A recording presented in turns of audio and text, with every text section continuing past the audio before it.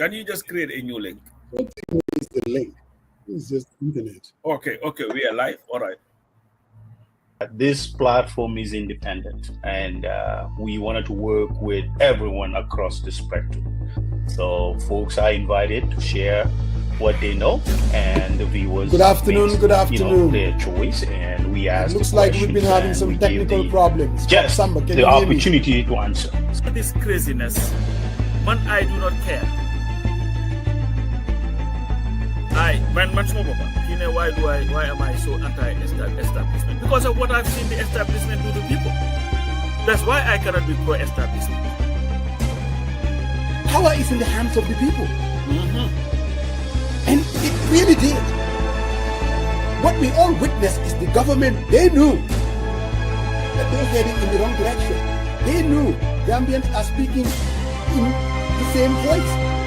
What law in the books that says the government has power to come out and go after folks' private citizens' properties and demolish them because somehow the government interest? The only way that we can salvage our country is when everybody that gets their hand dirty. Don't sit there with your expertise and just to procrastinate everything that people say or pontificate, what everybody says or does. Let's get our hands dirty.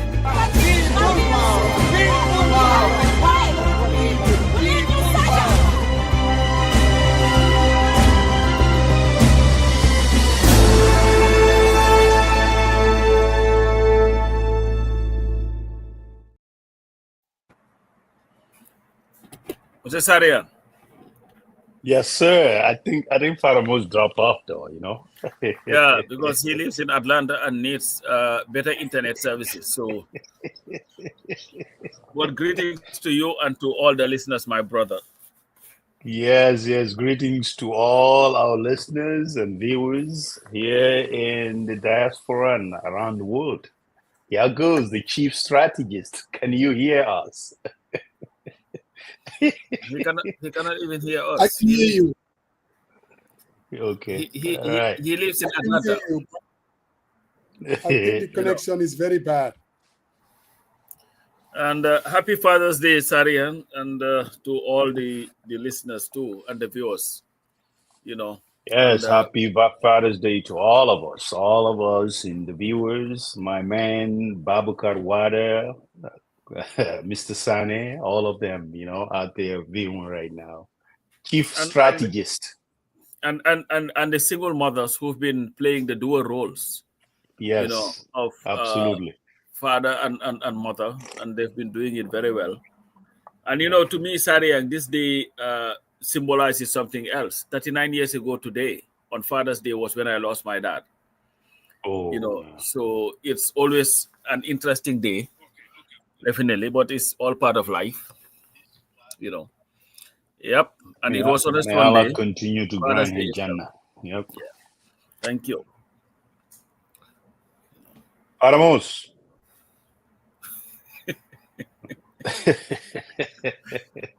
Aramos, you're distracted today. What's up with the internet stuff? Good afternoon. Happy Father's Day to all of you. Can you guys hear me? Yes. Yeah, we can hear you. You guys cannot hear me. We can hear you. Hear me? There is a delay, it looks like. Sounds like that's what happens when you live in a third world city. You can hear me? We can hear you.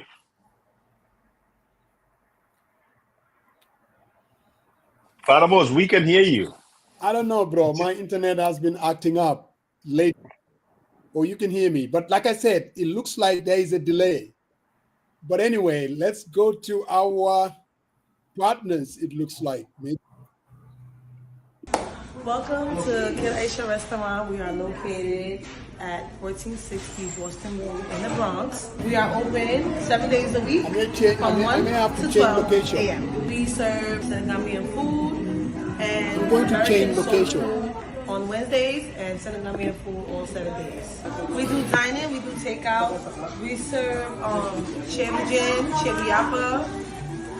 We do mafe, We do Madrasa, we do every other day. We have Yasa Ganat with rice, super kanja with white rice and fufu. We serve a lot of delicious foods. For dinner, we do dibi, chicken dibi, penta, whole chicken.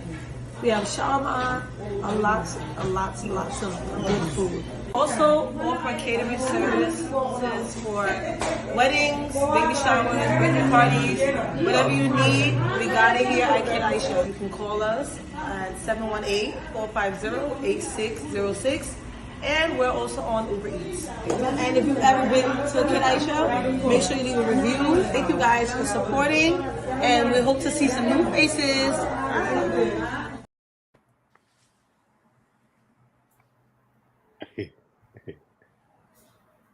Coach. Yes, sir. It looks like the man needs to stick to his original spot. That's all. He keeps switching. Hey, well, Coach, thank you very much. I think Professor Gomez is going to be our guest today. But, yes. before he showed up, past couple of days, Facebook has been on fire. I mean, it's been on fire because some of the intolerance within our own midst that we profess on Facebook, social media. And, without us addressing such behaviors, I think we're going to do a disservice to what we've been fighting for many, many years, and what leads to the disposition of Dictator Jammeh and ushering President Barrow into the presidency. But I think honestly speaking, it will take more than just the infighting, the one paragraphs on Facebook, and the hyped rhetoric on daily basis. I think it will take it will completely take discipline. Discipline meaning, even though you don't agree with the other person, but you need to respect the individual and behind the scene unsolved problems. But posturing, going at each other, showing anger and resentment, I think what it does is it further divides. And tomorrow, if you wanted to sit with the other party to discuss a way forward, it will be difficult because folks will feel that you are very, very temperamental. You don't want to work with other people across.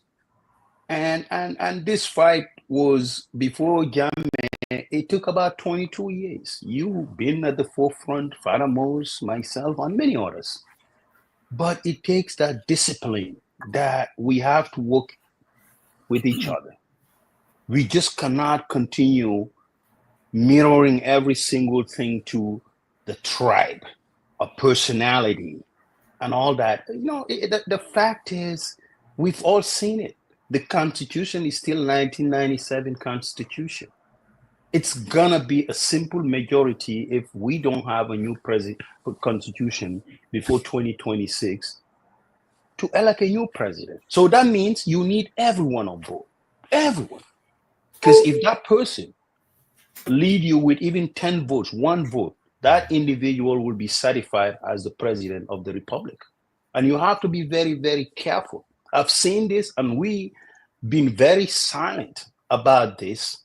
And it bothers us. If you are saying, you as an individual, that you stood for a party principles, you respect a party leader, you can't come down there and chastise people in the forefront. That's not how political, parties are built. Political parties are built behind the scene, strategize, put minds together, things that you don't agree on, you hash that out behind the scene, and come in the forefront and address it. But I'm just telling you, this is a loose strategy. And if anyone thinks somehow you single-handedly hold rights to the presidency, you are in for a very rude awakening. And it is time, regardless of who is your friend, how you have relation to address this issue. I disagree. I disagree vehemently with Chairman Yanks Dabo's utterance on Facebook. I disagree with Eunice Hydra. I disagree with Nanama. I disagree with Boubacar Siddiq. I've seen all of them. I've seen all of them on a daily basis. If you really think you are a bona fide UDP member, you get at it, you go chastise another party because you're loyal to someone, I think it's a disservice. I listened to Ousseynou. I met him in Georgia, September. We had dinner together. I was sitting very close to him. We spoke. And I heard what he said. When we came to Seattle together, I heard the speech that he gave. You can't say I believe in Ousseynou Dabo. Ousseynou Dabo is my flag bearer. When you go out there and attack another member, that's not true. That's being selfish. And it's high time we address this issue. We're going to take this out of the bag. The people who have been doing, they are poisonous to the unity of that party. And it's going to take more than just chastising people. Just being angry and hold resentment. What is a Mandinka phobia? What is it? Who can give me the definition? Who can give me the definition? And if Nyanama and Eunice Hydra thinks that they are doing a favor for Talib Bensouda, they are making a grave mistake. Because at the end of the day, whoever, whether it's Dabo or any person who might end up being a flag bearer, you need every single person to support you, to rally behind you. That's what's going to take you to the presidency. But this distraction, this whole resentment, anger, getting at each other, tearing each other down, it's nonsense. It needs to stop. And people need to address it. And it's also, I'm not going to, and Rohi too. Rohi went on Africa TV and gave an interview. If your home is on fire, you don't sit down there and say, I'm going to go do one tear at the market. You don't do that. We all know that. So we need to call these folks out. They are leaders, and they need to exemplify the qualities of a good leader. You cannot lead. We have disagreement. I learned this in the mountain. When we are out there, we disagree among our leadership. We don't go out there and show those faces in front of our troops that we disagree. One voice, one vote, and we unite. Whatever ultimately comes out, that is a decision of all of us, not an individual. But I've seen this trend continue, and it's bad. It's poisonous.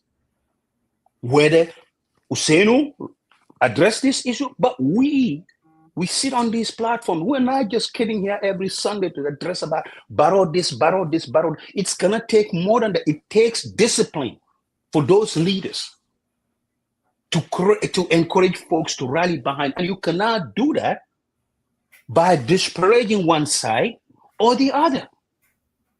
You need to come and you need to have a courage to speak unity. It's just more than it. Barrow is incumbent.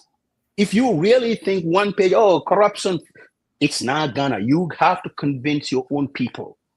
In order to influence people, you need to definitely profess. Number one, you need to look at your temperament. Message that comes from, it needs to be measured.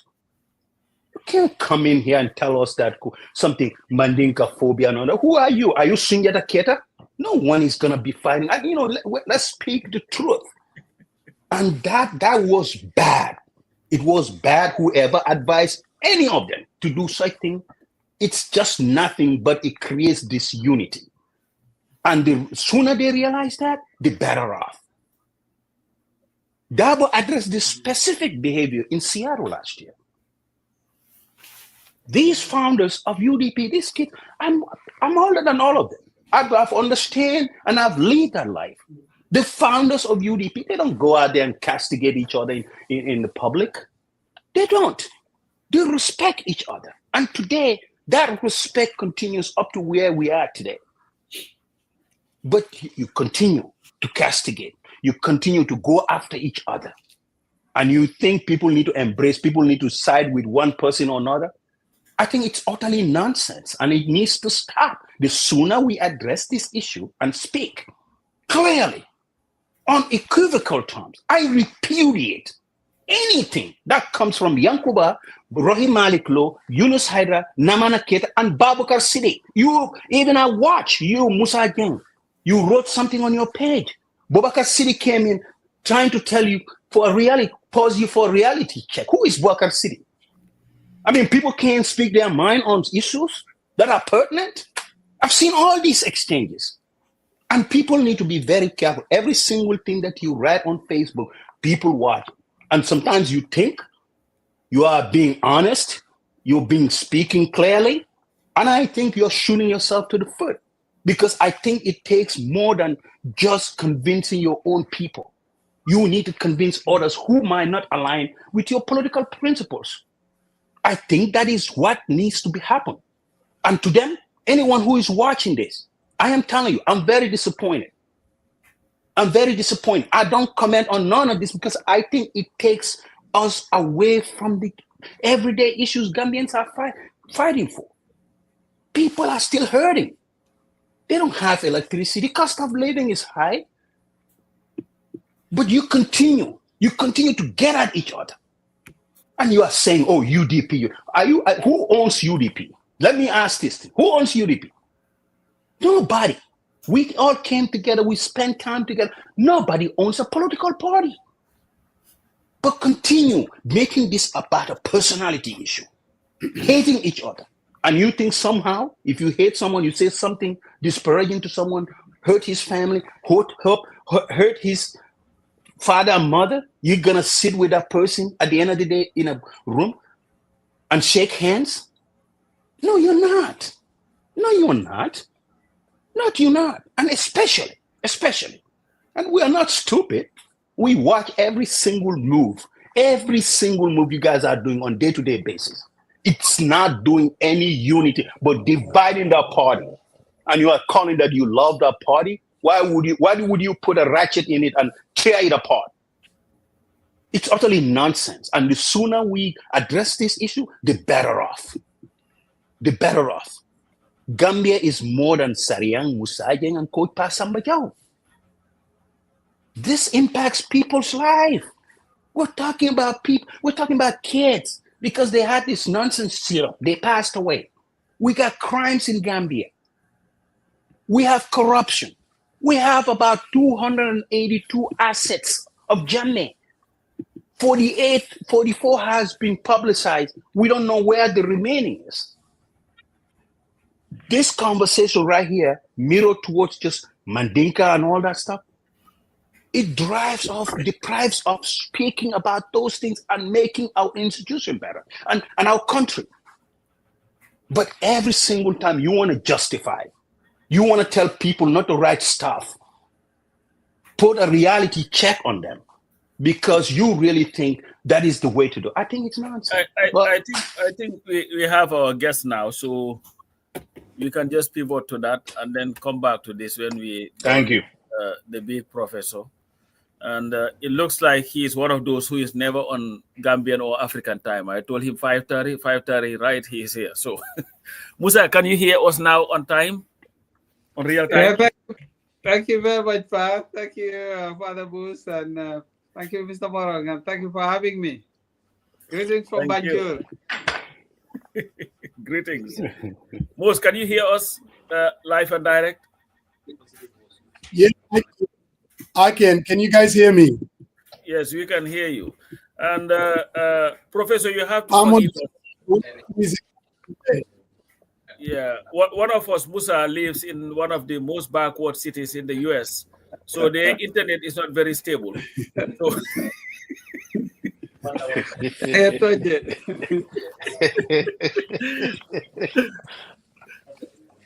yeah, but Prof, to just start, I know the last time we spoke, you call it this is a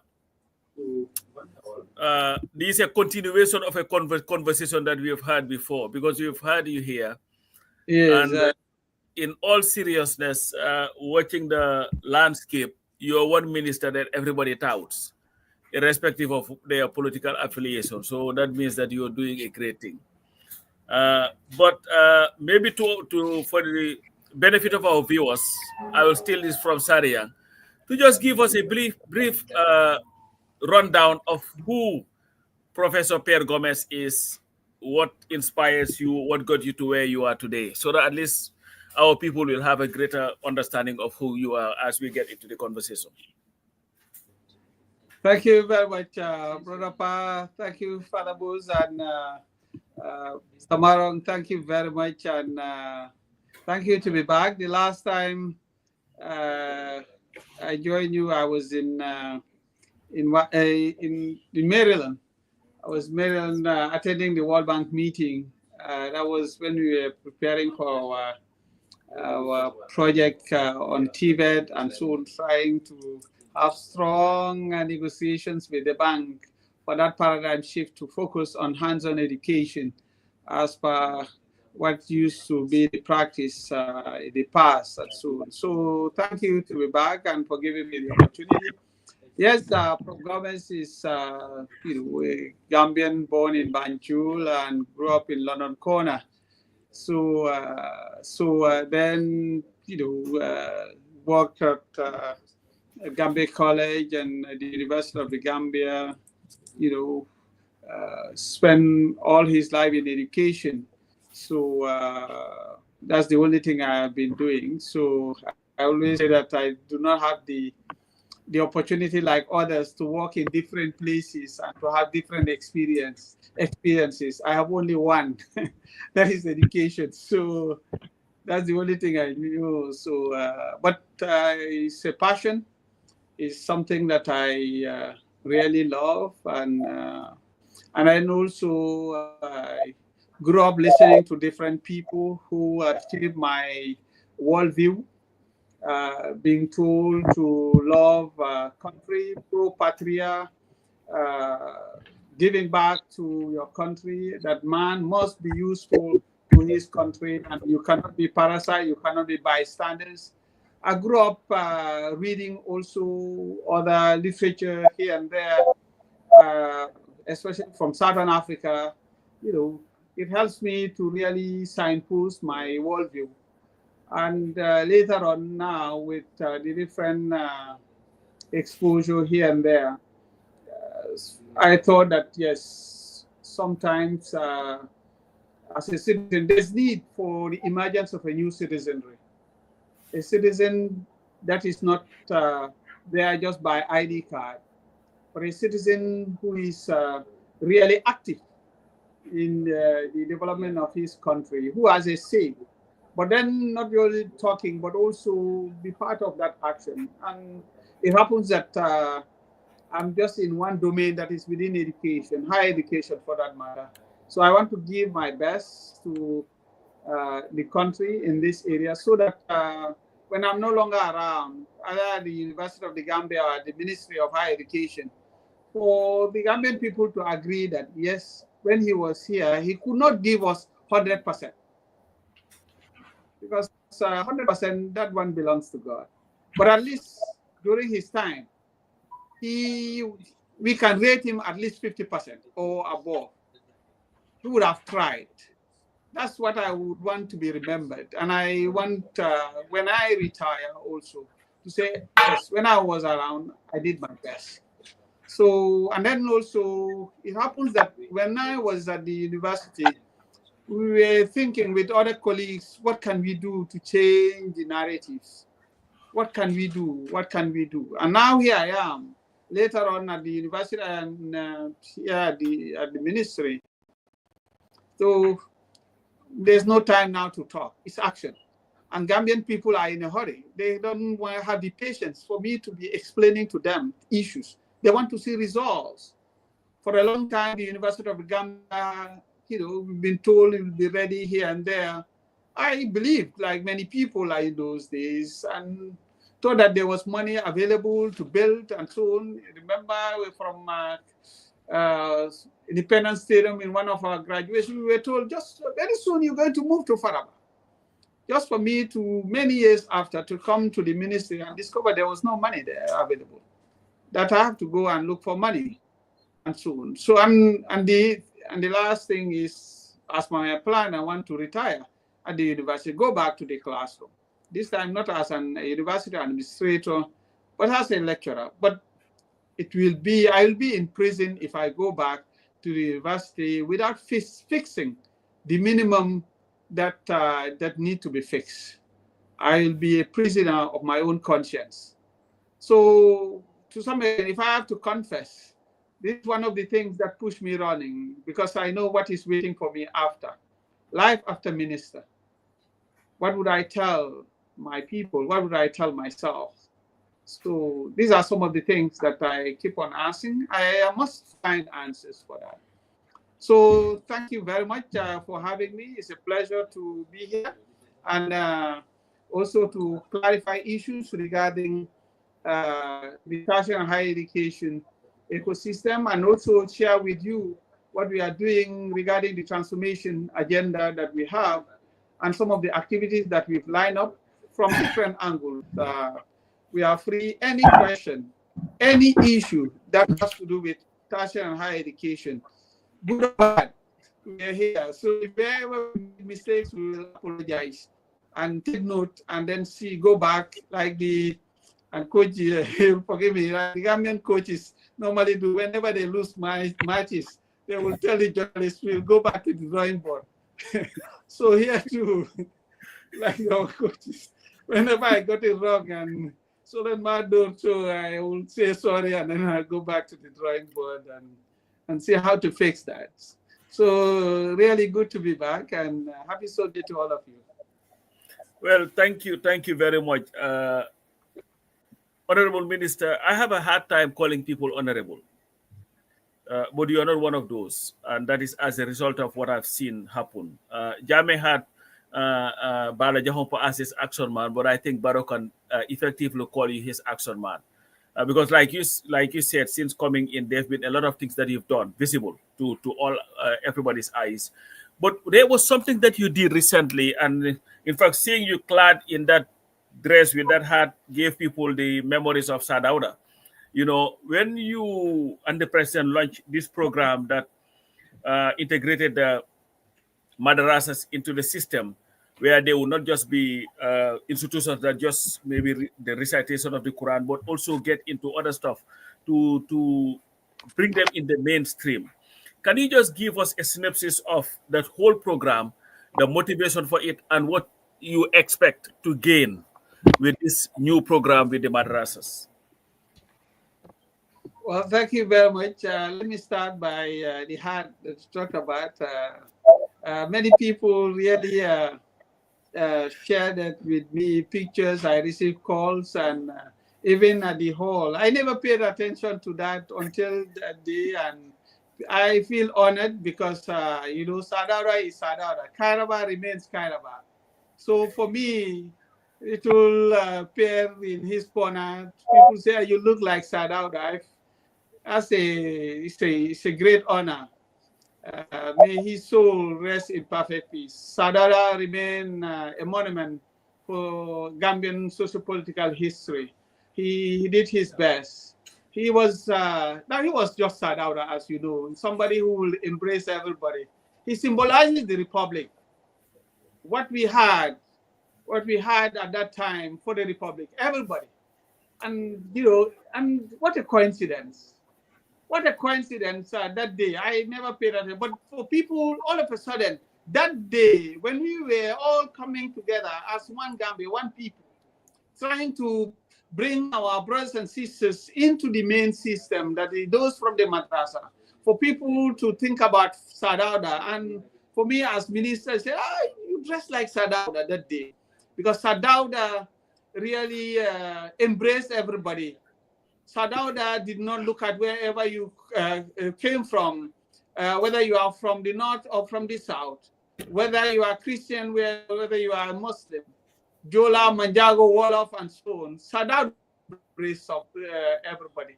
So that the signal that the Republic wanted to send, that we needed to come together as one people, one Gambia, and signpost our higher education ecosystem, and specifically the Madrasa. they constitute over 20% of school-going children within the senior secondary schools. And unfortunately, as a government, we do not have an agenda for them for post-secondary. For a long time, we just left them on their own. Yes, good effort were done for them in the basic and secondary, and trying to bring in some core courses here and there. But then later on, it stopped. After that, nothing for them. And that's why you notice that a good number of them, when they finish, well, apart from just few who would end up being card, the rest is to be an ustad or an imam. You know, a country where 5% to are Muslims, that 95% cannot all be imams. That's how the setup is. So we cannot all have everybody to be an imam. So, but then the mindset is like what happens in other countries, especially in the Arab world. We need to have imams who are engineers. We need to have ustazis who are also technicians into construction, into agriculture, into electrical engineering, and so on and so forth. You name it. Then they can feed themselves, feed their family, feed the nation. Then we will not have a system of dependency, but also we will not have that social, imbalance. Everybody, the republic will be there for everybody. But the way it is, democracy is incomplete, because democracy is not about organizing elections alone. Democracy is all the citizens finding themselves in the development within the government circles and national agenda. That there will be no segregation, that the republic serves everybody. But the way it is, it excludes some. For instance, for a long time, my ministry will give out scholarships, and they will say 7 credits. So, tenable at the University of the Gambia. But then those from the Madrasa, they will not be able to get the 7 credits, because their system, their grading system is not based on the WAS or the WAEC grading system that we have. So de facto they are excluded.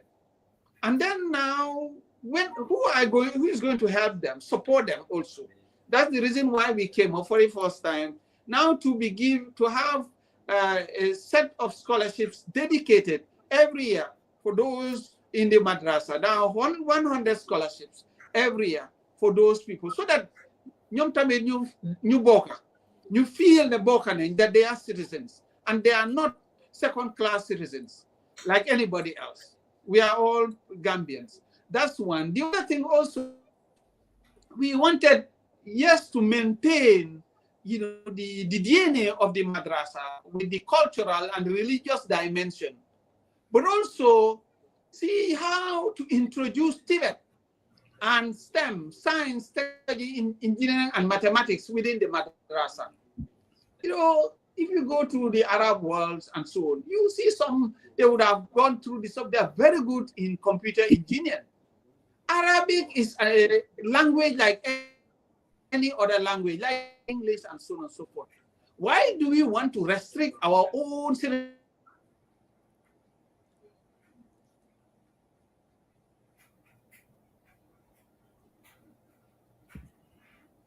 This is what we think we should address.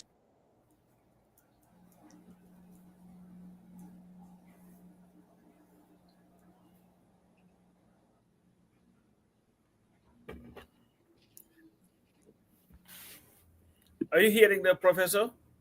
No. Pierre, it looks like you are either muted but we are not hearing you.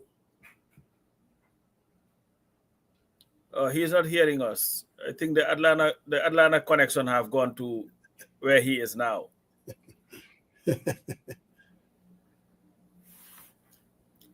Let me call him and just let him know. So one thing though that is important, Pasamba, I think we need to kind of talk to the professor, that he has to, because we're going to be asking, there are answers that he's given that we haven't even asked it yet. So I don't know whether you can hear me. So you need. Yeah, I can hear. I'm trying to call him to let him know that, to check his connection. Yeah, how many connection? Okay, now you're in. All right.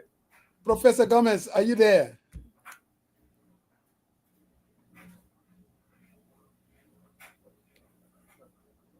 He cannot hear me. Pasamba, say something. Maybe it's on my end. Yeah, no, I think it's from his end. Professor, can you hear us?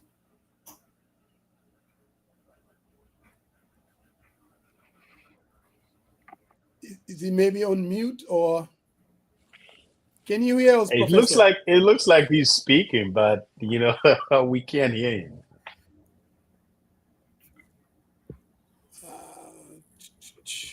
Maybe I can drop him. Yeah. Oh, I'm going to send you his number, and if it's this thing, so maybe if it's possible, you can just call him on WhatsApp like you did the other time, and we can have him. But I'm going to share the number with you. Okay. Okay. Kiwa Kombola, commune, so. Meaning what? Hello? Yes, Professor, I think maybe something is. We'll come drop off and then come back in again. Yeah, I think so.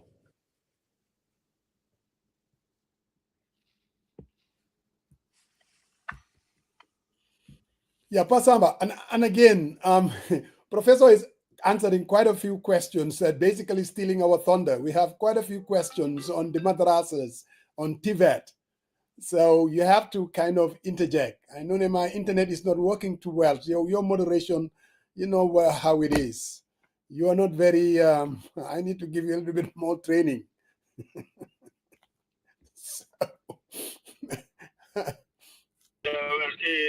Yeah, you're coming in. I see you coming in. All right. Can you hear me now? We can hear you, Professor. Oh, sorry. Yeah. Can you hear us? Yes, loud and clear. So, Professor, we need to go back a little bit. It looks like you're way ahead of us. You're basically answering a good number of the questions that we already have. So, so what we are going to do, just to keep it what my friend will call short and sweet, we're going to ask you a question, and then we deal with that issue, because I bet you we have a lot of questions about the madrasas, about TVET, and a whole lot of other issues. Yes. So again, thank you very much. I mean, Pasamba, you want to continue, or Coach? No, most those were my two questions. You go ahead. So, Professor Gomez, it's good to have you back to 40 people back people. Thank you. Thank you. There was a question that Pasamba asked. It has something to do with Professor Gomez and how you are well liked. The opposition liked you. I mean, of course, NP people do like you. The entire country not only like you, they respect you. Now, so when the opposition said Professor Gomez is doing a heck of a job, he's good at what he does. But at the same time, they believe the person that appointed you, the guy is clueless. How do you reconcile those two? The guy whose policies that you are implementing, people are questioning him, but for you, you are the best that ever happened. How do you reconcile that, Professor Gomez? Well, thank you very much. I want to appreciate everybody, and for us, we feel that so that's always what we think, and I always want to take it easy that when you're in the service of the Republic, you always have to understand that there are many Gambians out there more qualified than Prof. Gomez, more patriotic than Prof. Gomez. So at the end of the day, one has to be humble. One has to be, be modest the way you handle things, and also always be focused. So we are in democracy. So as you know, you cannot, you cannot get it 100%.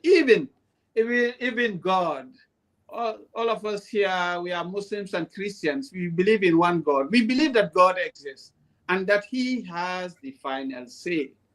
But then there are others who feel that you and I are wasting our time believing in God.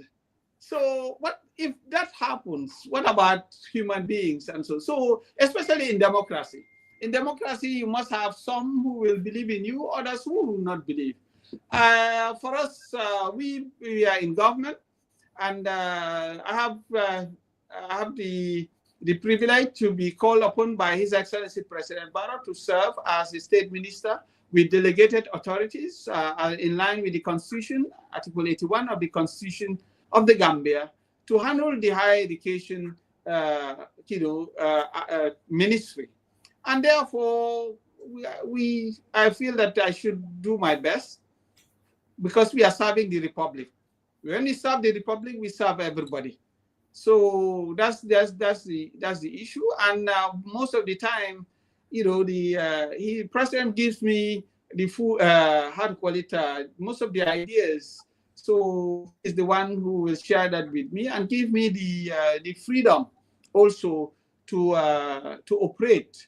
And and then I will also do my best to perform to the satisfaction of the Gambian people. Because the issue is, my focus is to serve. And I know that I'm here for a time. There will come a time, I will have to go, somebody else will come. And that's how government works the world over. But what is important is during your time, within that limited time, give your best. And that's what we are doing, and with the support of the president and the entire cabinet. And then also the ice cream of the whole issue is we have the support of the Gambian people. And for me also, that is the compass. That is also the signal that yes, all these people thank you and so on, and Tejoholo Lendera, then Amiyakar. Don't betray that trust. Don't betray the confidence that they have in you. So at any given time, think about all those people, so that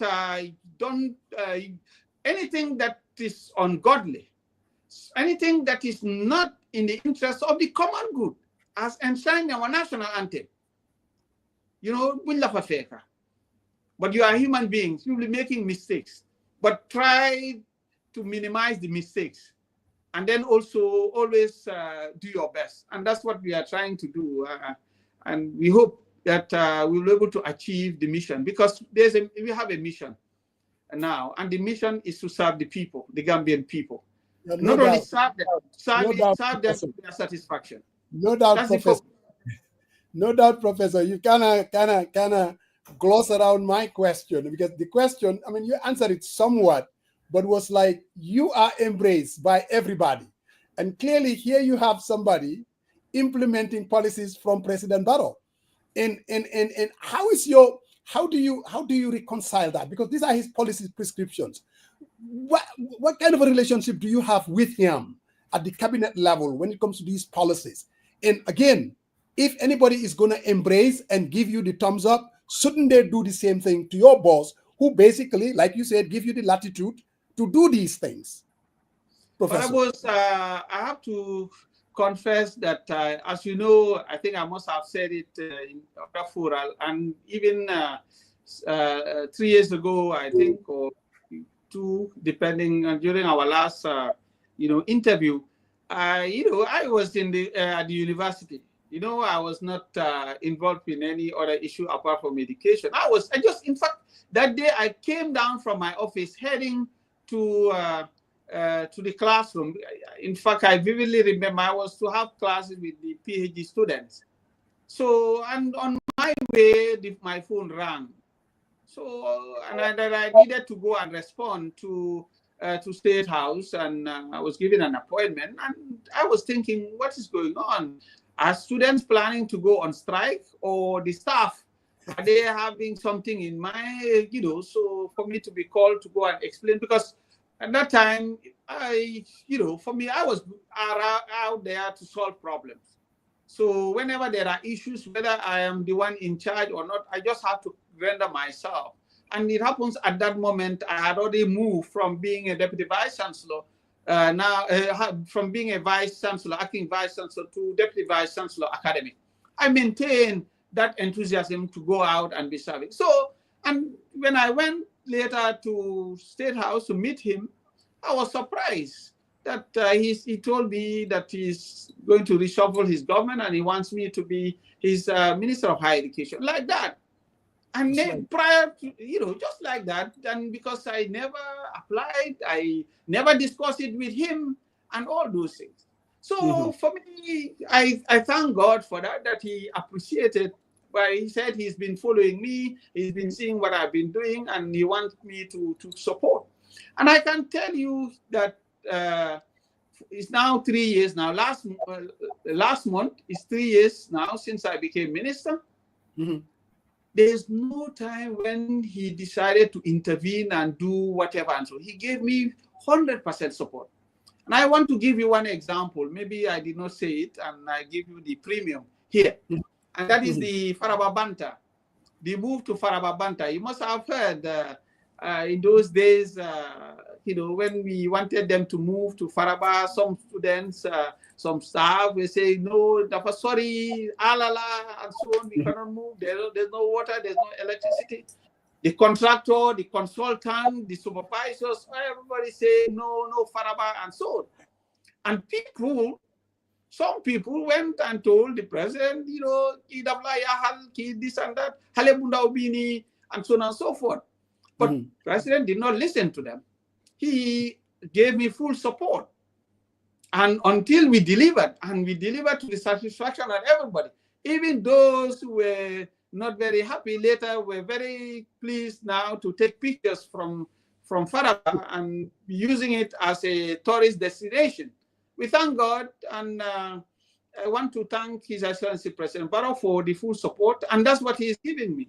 Not only that, because as I told you earlier on, I hinted, when I was at the university, up to the day I was appointed, I thought that there was money over there at higher education, finance, for everybody, for the construction of Faraba Banta campus. Later, I discovered I had to work with finance and other people from government to go for resource mobilization. That's how we were able to later continue to finish Lot 1, and now look for funding also. I will explain to you further. That is Lot 3. And now, as I'm talking to you, we've roughly concluded the negotiations with IDB. So next month, the board will approve. Then Sumoba now we will be able to start Lot 3. That is Lot 3 concerns the School of Medicine and Allied Health Sciences. And that will cover all the other issues. But see them into details. But this is what the president has given to me, and full support. And I could feel that Mota, I don't want also to betray him. Because of the full support he has given me. I don't want to betray the taxpayers who are giving me full support, as you are saying. And so, correct. They are ready to serve the Republic. Yes. So for the Gambia, yes. Brother Marong, go ahead. Yes, thank you, Professor Gomez, and thank you for all your sacrifices, your service to our country. And listening to you, I think pretty much we all share the same sentiment. You've been very, very effective, and you've been executing the best of your ability on the ministry that was under your direct supervision. Honorable Minister, when I listen to you, I hear these words, the scripture that you align yourself with, the service to your community, to your fellow human beings, and you take that very, very seriously. And I think if a lot of us, or your compatriots, or your fellow ministers, exemplify that type of seriousness and spiritually align their day-to-day action, a task, what is on hand to execute, and not to disappoint the folks that entrust them with those responsibilities, I really think will make a huge headway. But Honorable Minister, I think from your background and the work that you've done so far, what motivates you every single day to carry on the mantle of your responsibility in order to deliver the desired results, what you've been entrusted with? Well, thank you very much, Brother Syrian. As you know, I worked as a lecturer at the Gambia College, worked at the University of the Gambia, rose through the ranks, as head of division, as dean for 10 years. At that time, the biggest school of the University of the Gambia, and then also as deputy vice chancellor, academic acting vice chancellor. So I saw it all. I saw the challenges of the education sector. We used to sit down in London Corner with my boys, and I want to say hi to all of them. Some are all now in Europe and America, and some are also here in the Gambia. Wherever they are, I want to say hi to all of them. We used to sit down and be chatting around the table of brotherhood and with the attire in those days, and so especially during summer. Talking about development, talking about the system in those days. What can we do? How, we will listen to BBC, focus on Africa, and then PAM, kuneka nyu wasahalat. Oh, nga read a book here and there, you come, I remember you would just go and read later on a book on Sankara, and then try to be the Sankara in town, Then there was a bookshop around Bunung from this Serakunda Mosque. When you take from the Serakunda Mosque, you take the Bunung Highway. There was one bookshop there that used to have some pamphlets so that coming from Southern Africa, that's South Africa and Namibia in those days, SWAPO and others, talking about apartheid. We grew up, reading those stuff. Reading, other newspapers, the Foreigners in those days, and so on, and the papers at that time, it shaped our mind, and I wanted to be the revolutionary that we never were to some extent, as usual, that we didn't have to change the system. That was the idea. Crazy ideas out there. Pass number right there. Pass up right there.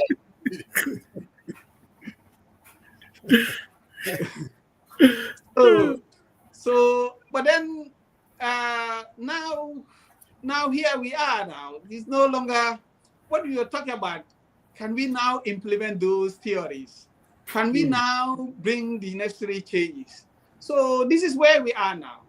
And sometimes, and even when I was at the university, I always give you an example of one of my students. There are many. They said Matijau and the others like Esa Njai. For instance, Esa, through me, they learned about Edward Francis Small. Esa told me one day, but Prof, how come that I have to come up to the university? I went through the education system here in the Gambia, from primary school to high school, and then now to come to the university, and nobody told me about Edward. Then now he's here. This is the first time I'm hearing about Edward Francis Small and what he did and so on for this country. So I said, well, that's my job is to tell you. Now that you know, it's up to you now to continue the mantle of leadership. And then he went further. He went, and some weeks later he came. He said, I want to write on Small. I said, yes, go ahead. My job is closed now. It's finished. You can do far better than what I did. And Esa went and published his first article with Foreign newspaper. Esa that you see here, he did it with Foreign. And then later it became, he was able to do it on his own, and later found himself to be writing and getting his master's first to go to South Africa, another master's in the UK, and now his PhD in the US, and so on his own. So because I taught them to be independent, to be autonomous. So for me, this is what I was trying to do to ensure that at the end of the day, we change the narrative, we change the mindset.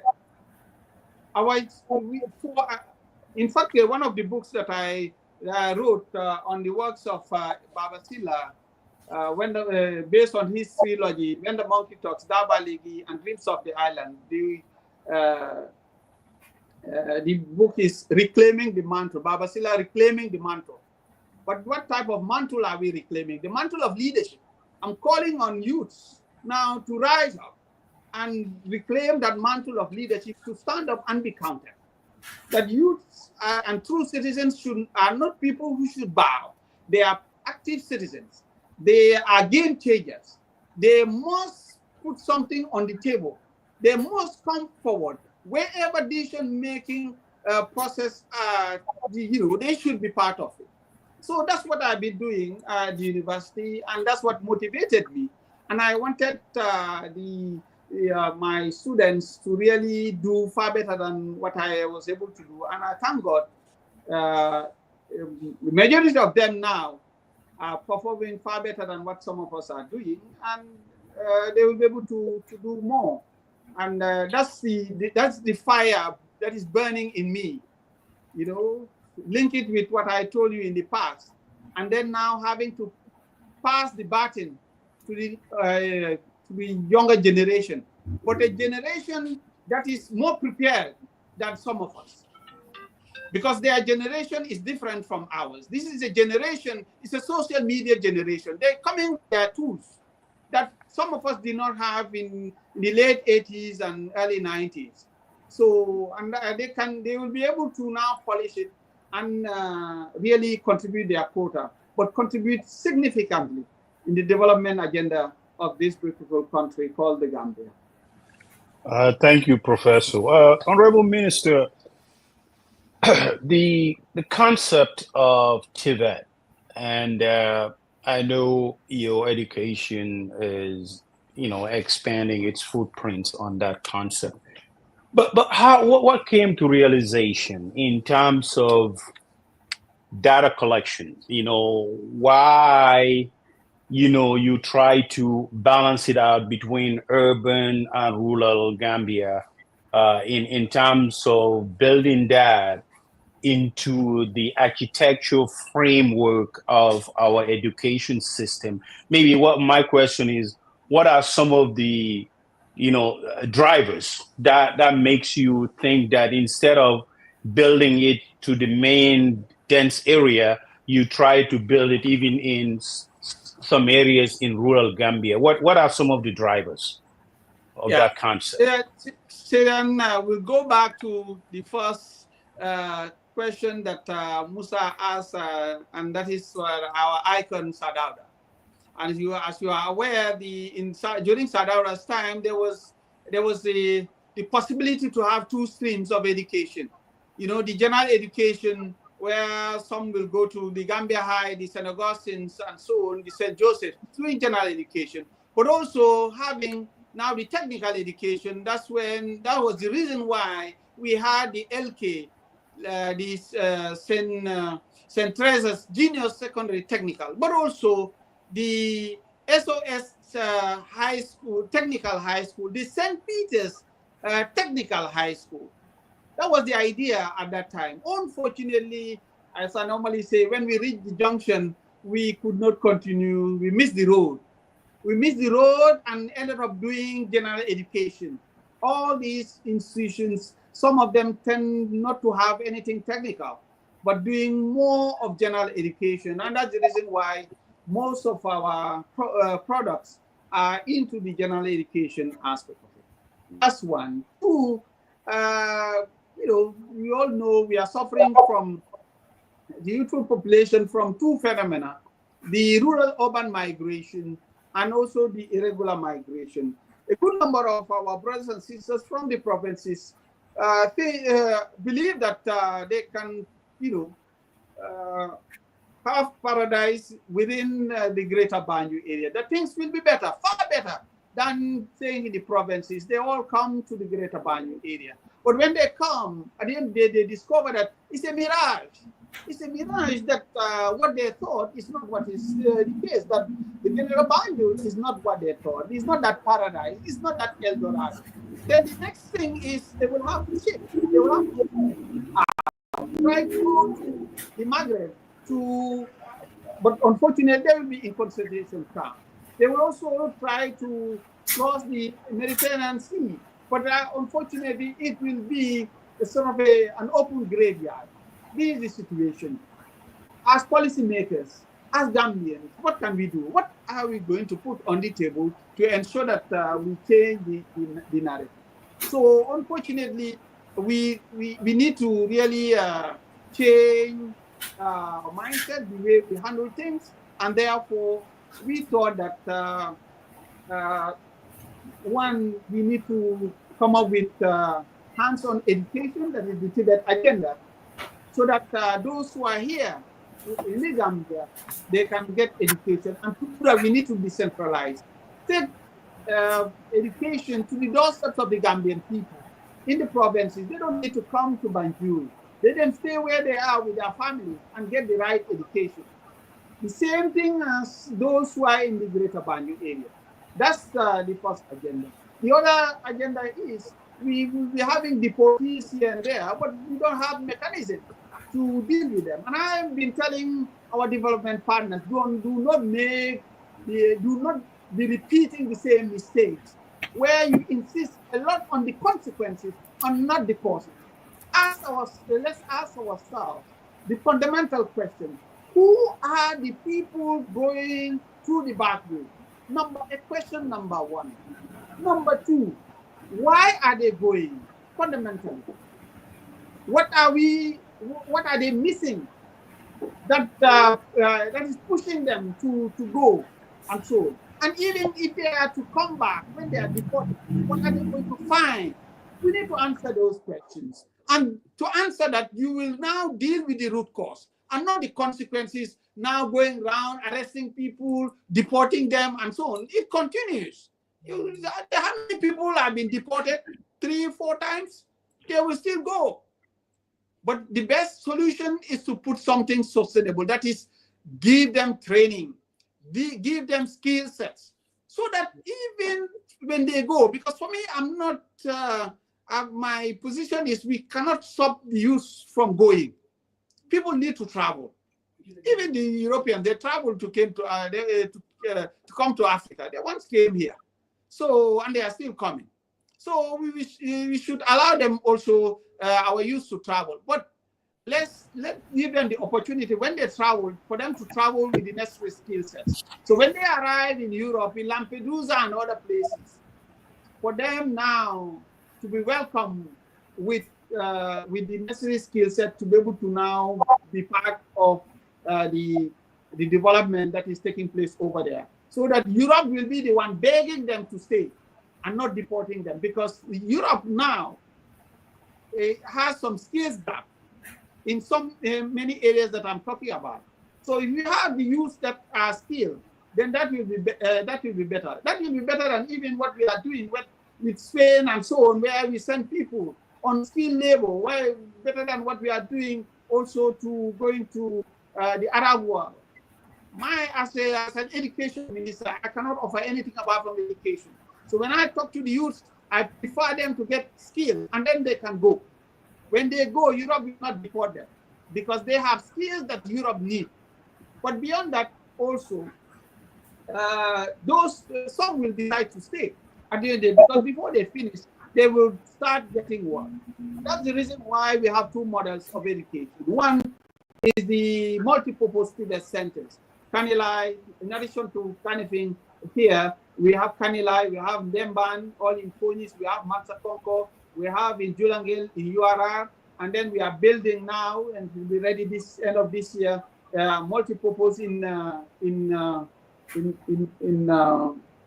Wasu, around Footwood end, not far from your end, Padamos, and we're building one multi-purpose with all the agriculture, electrical, you name it, different areas in one place.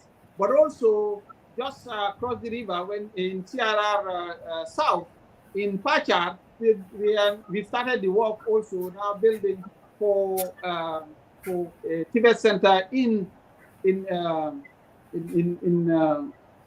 agribusiness. That's the specialized one. That's the second model, agribusiness, so that we feed ourselves. We will train people 24/7. You are next to the river, and fresh water. You make good use using science. You now train people to really be doing agriculture 24/7, not to depend on 2 months or 3 months agriculture. For many years, we grew up being told about the bread basket of the Gambia out there. That's what we've been told. 60 years after independence, we are still finding it difficult to address that equation. We must get the right formula, and that's what we want to address over there. Then also in Tujareng, we want to have also building a TVET center on fisheries and aquaculture for the first time in the history of the Gambia. And then also some countries within West Africa, they don't have that type of model. So we will be getting other people who will be coming here to be trained, and then also so that we will feed ourselves. If you have agriculture training specialists on agriculture, having specialists on aquaculture and fisheries, you are good to go. Then now you will start addressing not food sufficiency, but food sovereignty. And that's what is important. We will not be quoting Ukraine and also and Russia, and because of some of our challenges. We must come, our result of going to school must be addressed. We must be justified. We went to school to be able to come out as free people. So education must liberate the individual. Education must help us to be autonomous, to be independent. Exactly the way we are 60 years after 1965. But we cannot, like Dr. Lady Wilfred Peters will say, begging in style. That was not the reason why we went to school. That was not the reason why we asked for independence in 1965. So that's our agenda for the. All right. Thank you, Professor. Thank you, Professor. That was. We cannot be begging in style. That's the buzzword today. Begging in style, Father Mose. Over to you, sir, Coach. Yeah, Prof. Listening to you, you've mentioned two things. We cannot be begging in style. But hearing you, you're talking about our development partners. What I say to our development partners. Whether those development partners, we are going to them in style or in a different style, we are still begging. Now, the question, though, is the challenges that we faced. We know that our economy is mostly dependent on foreign support, external support, whether it's the IMF, it's the World Bank, it's the African Development Bank, or remittances and all that are coming in. And given the current challenges that we face, especially where, let's say, whatever we were getting from the US now, there is no guarantee that we will get again because of this new America First policy that our orange-faced dictator is implementing here. You cannot say that you are a diplomat, I am not. What other measures are there to make sure that in the absence of those external support, that the programs, the very ambitious programs that you have for our higher education program will still be in place or implemented? Well, thank you very much. That was the reason why, whilst we decided not to wait for the construction of these centers of excellence that I talked about, the agribusiness and the fisheries and aquaculture, we decided to send, using our meager resources, our youths, graduates from the University of the Gambia in biology, for instance, sending them to go and read fisheries and aquaculture, marine science in other countries. We are the one paying. Nobody is giving us money. Taxpayers' money, paying for these youths. Go out and get the necessary training. Come back, because the Gambia is preparing for a new rendezvous. A new rendezvous where the baton will be handed over to you to come and take the lead in these centers. That's what we've done. We also send a group of people paid by taxpayers' money to go and study at master's level, also university graduates, economists and agriculturalists, to go and read agribusiness in preparation for what we are working on, close to 20 of them. We are also sending other people and in other disciplines, okay, at masters and PhDs, based on our own resources paid by taxpayers. And this is different from those who have gone through our bilaterals with other countries.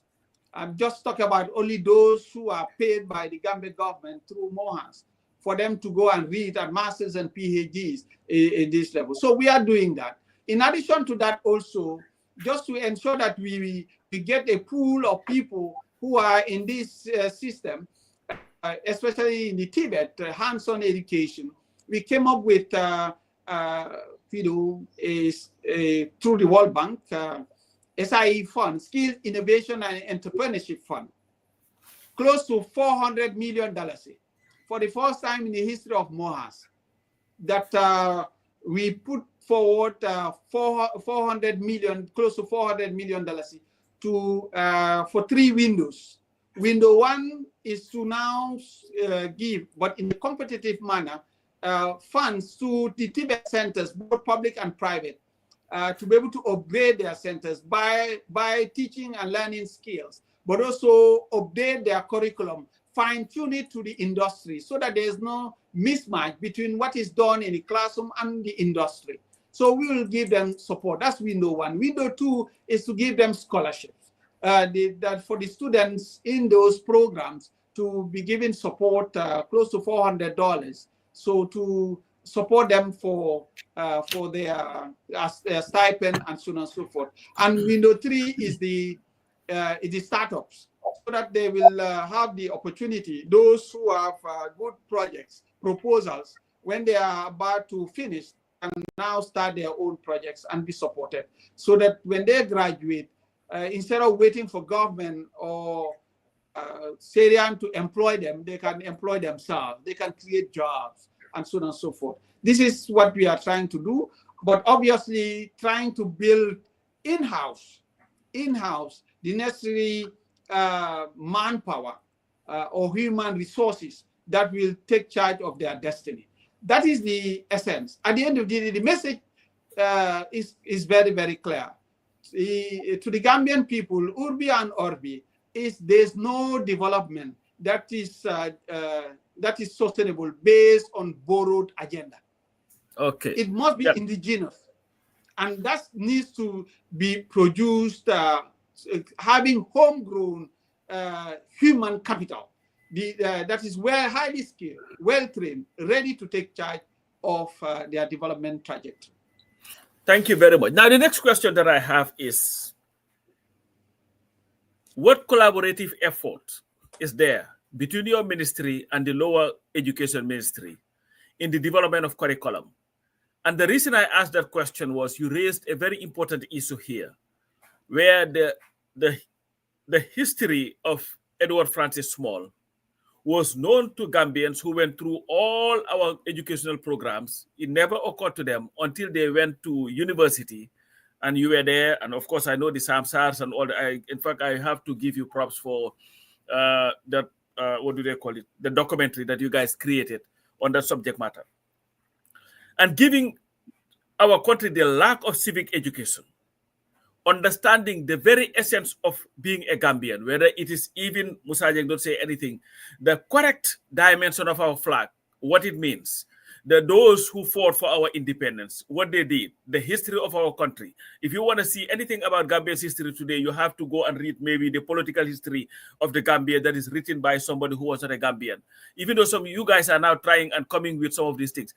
What work are you guys doing to ensure that the curriculum that is developed from the lowest level of our school is in uniform, where at least it would go to where when it comes to the higher level of education, it will at least be beneficial, where you're not going to have this skip.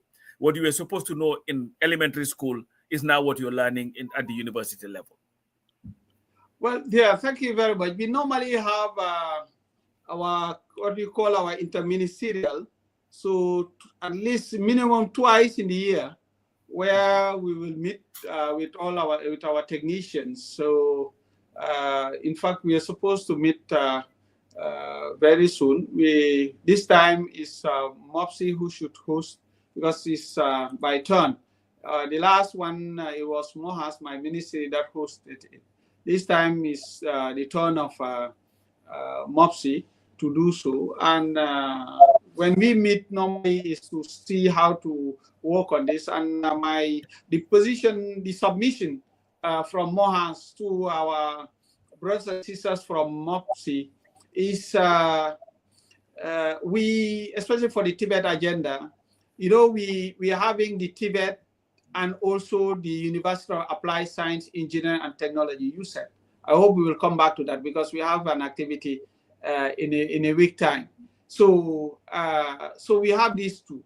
So, but then what we want is to get the necessary supply, because our students will come from MOPSI. It will be based on what MOPSI will give us. Those who have come out from MOPSI with the right criteria, but with the right orientation. So if we are talking about TVET, we will be starting from fresh with those who never had anything about TVET. It would be better and easier and faster.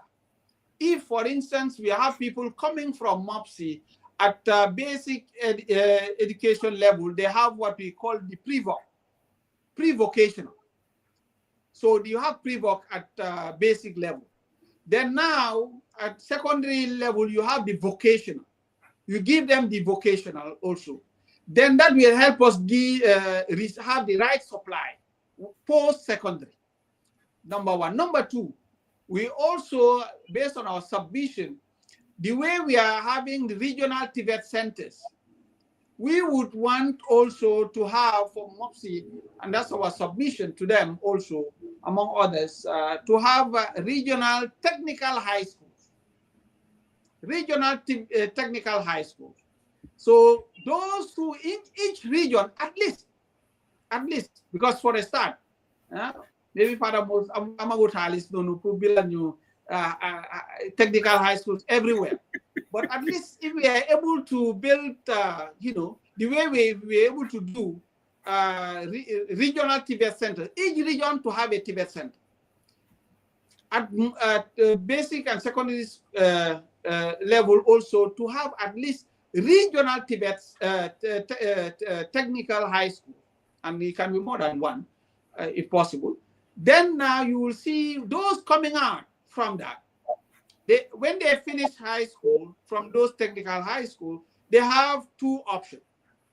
Those who have performed very well, would have come out with good grades, those people will come straight and to go to USET for the engineering program. And right now we have 3 engineering programs: mechanical engineering, civil engineering, and electrical electronic engineering. That's number one, that they have one opening. The second opening is they can now, for those who do not meet that requirement, they can go to the regional TVET centers. In fact, close to them in that same region, they can go there and get the right training. And then even there, the system gives them the opportunity. Those who would have finished with higher national diploma, perform very well. Those people from the TVET centers can later transition to the University of Applied Science, Engineering and Technology, because the system would have recognized those who would have come from the TVET to go through the university. There are two possibilities. Straight from high school, you go straight to the University of Applied Science, or through the TVET. After your higher national diploma, you perform very well with good grades, you also go to the engineering program. So this is what we are trying to work with them, among other issues. But also, we are working to really change the narratives at the Gambia College, former Gambia College, now University of Education, the Gambia. In the coming weeks and months, you will hear from us where we will be changing the criteria. It will be, quality, not quantity. Yes, even if the sky will come down, we will not open the gate because we want to get quality.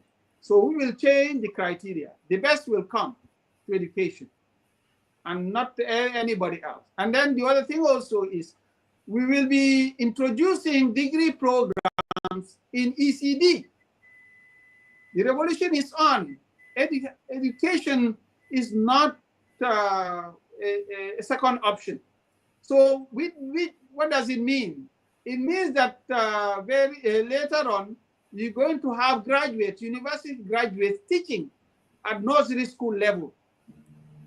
And they don't have to envy anybody who is teaching at primary school or high school and so on, because the system would have recognized their degree as university with their university qualification.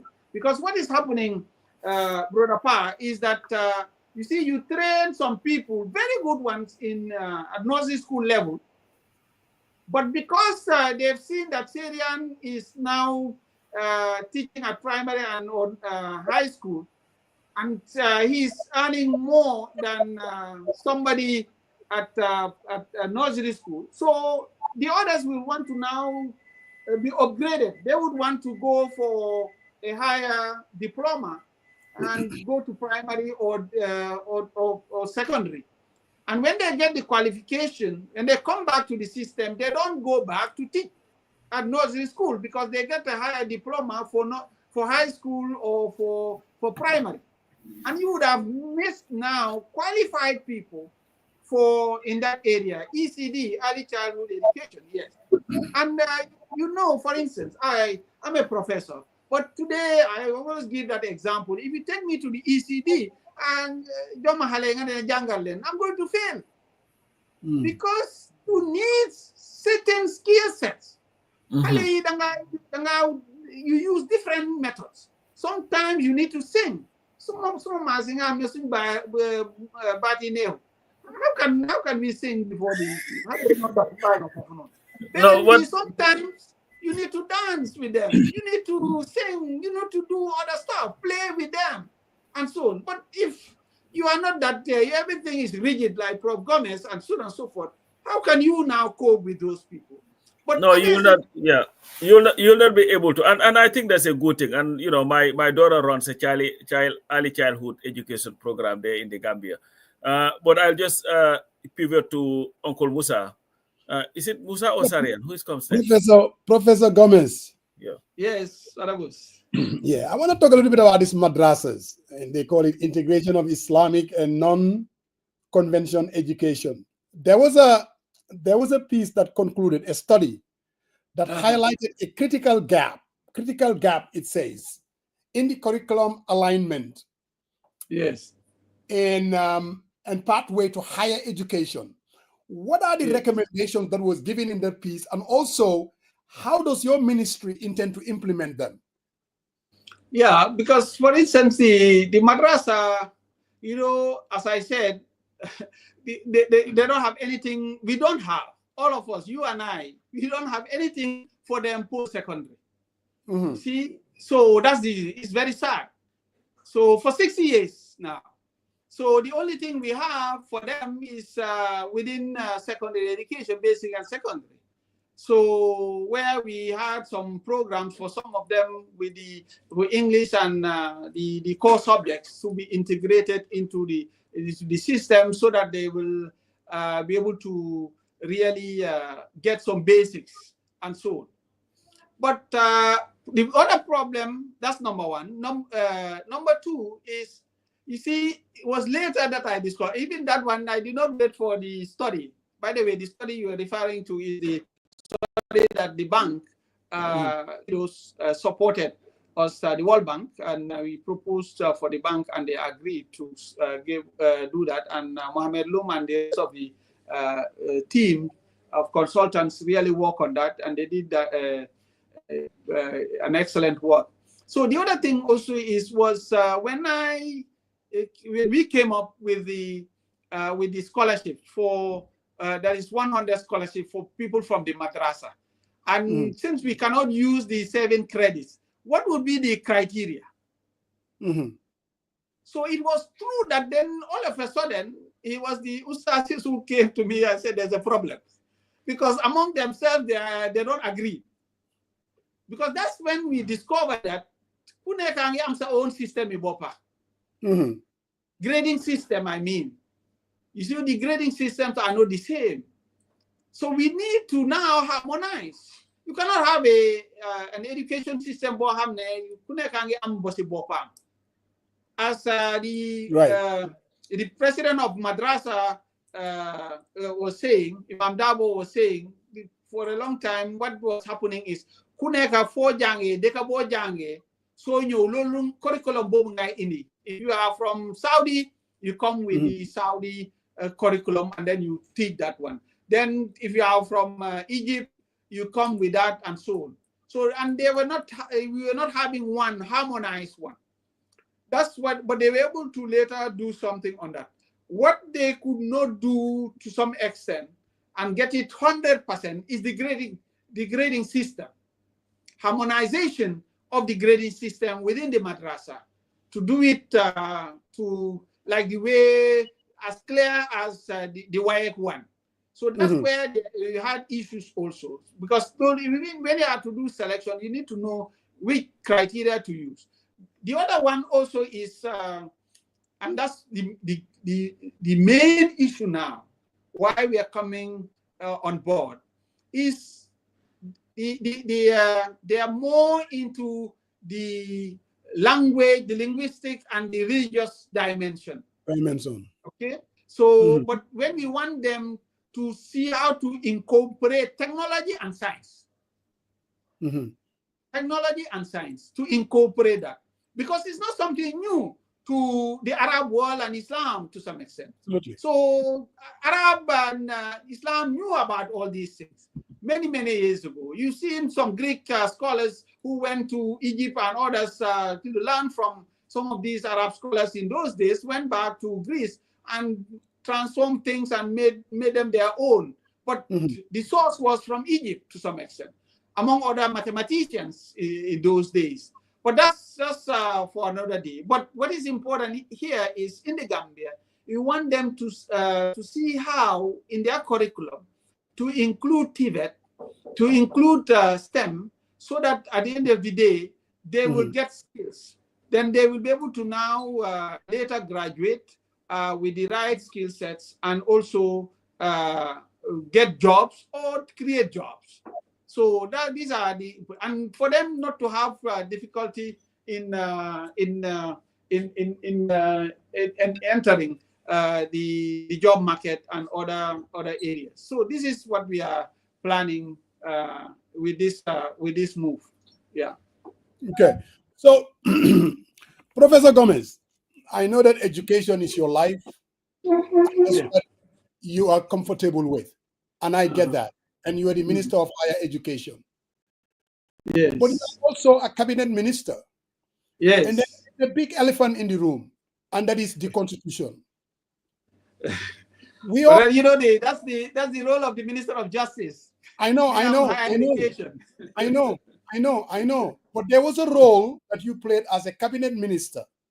We had the 2020 draft, and we all saw what happened to the 2020 draft.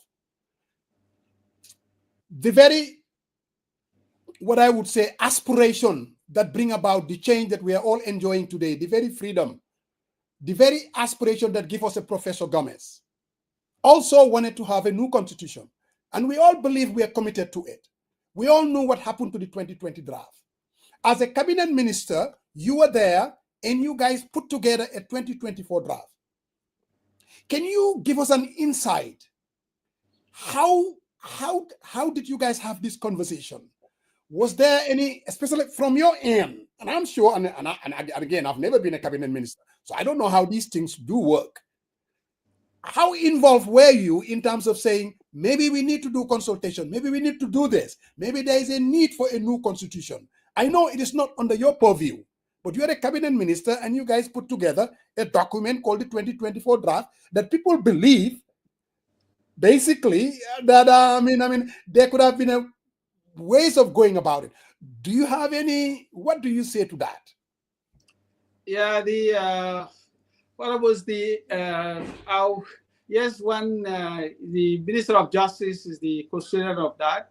And then the second issue is right now is at the National Assembly, and the parliamentarians, we believe, will do justice to it.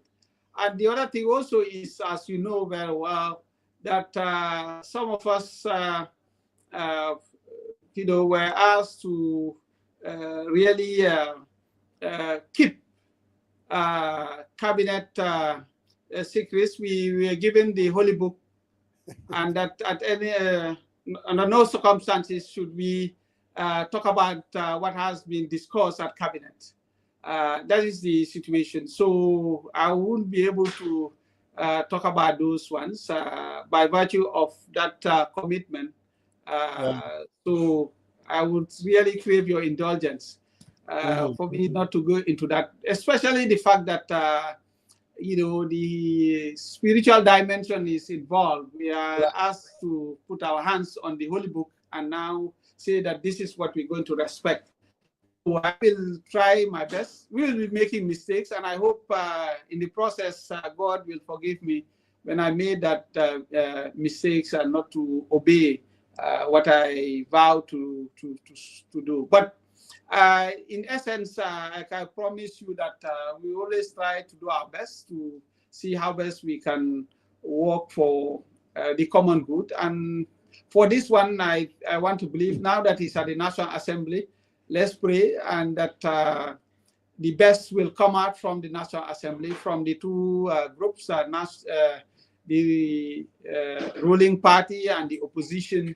They will see what is good for the Gambia and take a decision. And then the minister in charge, who is more qualified, will come and give more details on the issue. Yeah, thank you.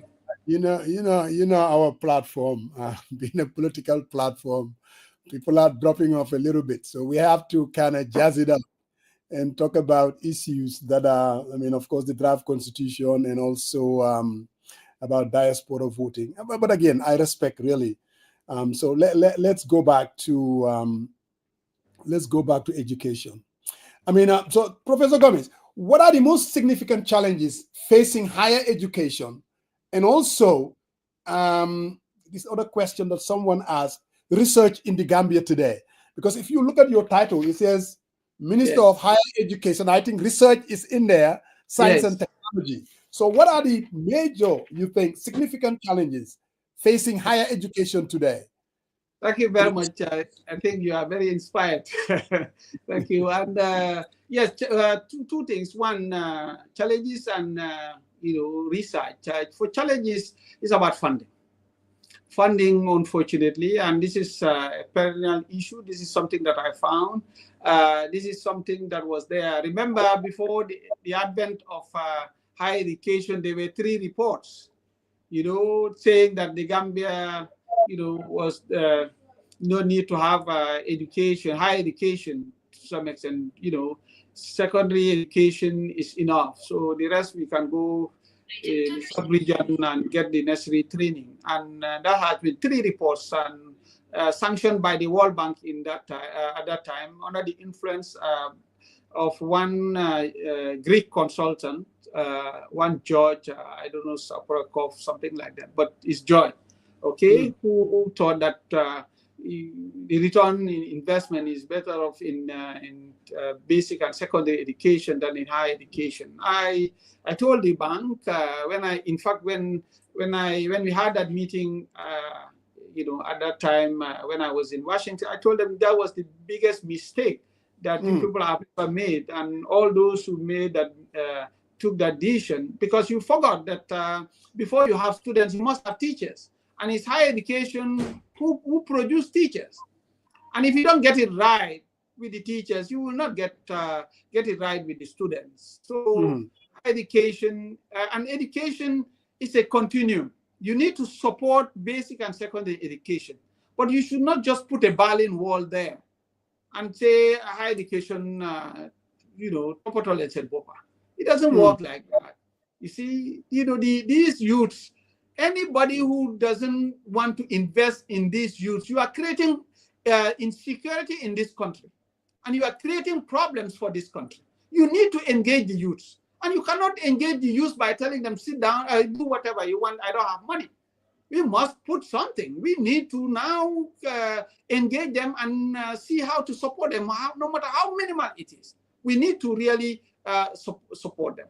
And that's my take on this. And we were able to really engage them in that regard to really see that they push a little bit on the financing support that we are receiving. Hence, this TVET agenda, they are one supporting it with the RISE project and so on. So that's one of our main challenges. But we will continue pushing, trying to share the good news with the hope that one day people will later understand that no country will develop without a highly skilled citizenry, without human capital development. You need people who are trained to take charge of their development agenda. If not, you are wasting your time. So that's the challenge that we have. That is the support, the finance, because the budget that we are getting is not enough. It's you know, we have it's very, very, especially for TVET. TVET is very, very expensive. Medical education, for instance, the School of Medicine alone can consume the entire budget of the University of the Gambia, and it will not be enough. In fact, for your information, what is happening, how we are using running the University of the Gambia, we use funds generated by the social science schools to now run the School of Medicine and Allied Health Sciences. So because it's a small number there, and they run what they are producing is not enough to buy even one of their equipment. So this is the challenges that we are having. So funding is a big problem, and it's a perennial issue. It's a legacy. We are trying to deconstruct that, and that was the reason why when we first came in 3 years ago, the first document that we produced with the different scholars from different universities and the research directorate of the University of the Gambia and other Gambians in the diaspora is to work on a strategy on sustainable financing of higher education. Sustainable financing of higher education. That's where we have all our strategies. That's our blueprint. So the student loan scheme that you're hearing, the Tertiary and Higher Education Trust Fund, the Research and Innovation Fund that you're hearing, all are captured in that document. Now, research. Right now, we have, we validated, we already have a research policy. That was last year, towards the end of last year, we validated it and approved by cabinet. The first time in the history of the Gambia, you know, we now have a national research policy. Because since 1965, the Gambia did not have a national research, a comprehensive national research policy. What we are having is everybody, you do your things on your own. And then the most pronounced one was the MRC ethics committee and whatever and so on, where later the Minister of Health will send their reps to go to the MRC one, which is a private entity. So, but a national, we never had one since independence. Now we have a policy, number one. Number two, we now have the national research framework and also national regulation. These are documents are sent to cabinet now, waiting for cabinet's approval. Once that is done, then we will now take action. The other thing also is the National Research Act. So there's a bill already at the AG chambers waiting for clearance so that it goes to cabinet, and from there it will go to the National Assembly. Because from there now, we have an instrument called NADIC. So that will be National Research Council. this will be the council, the national council that will regulate now research in this country. Because right now, as I talk to you, we don't have anything.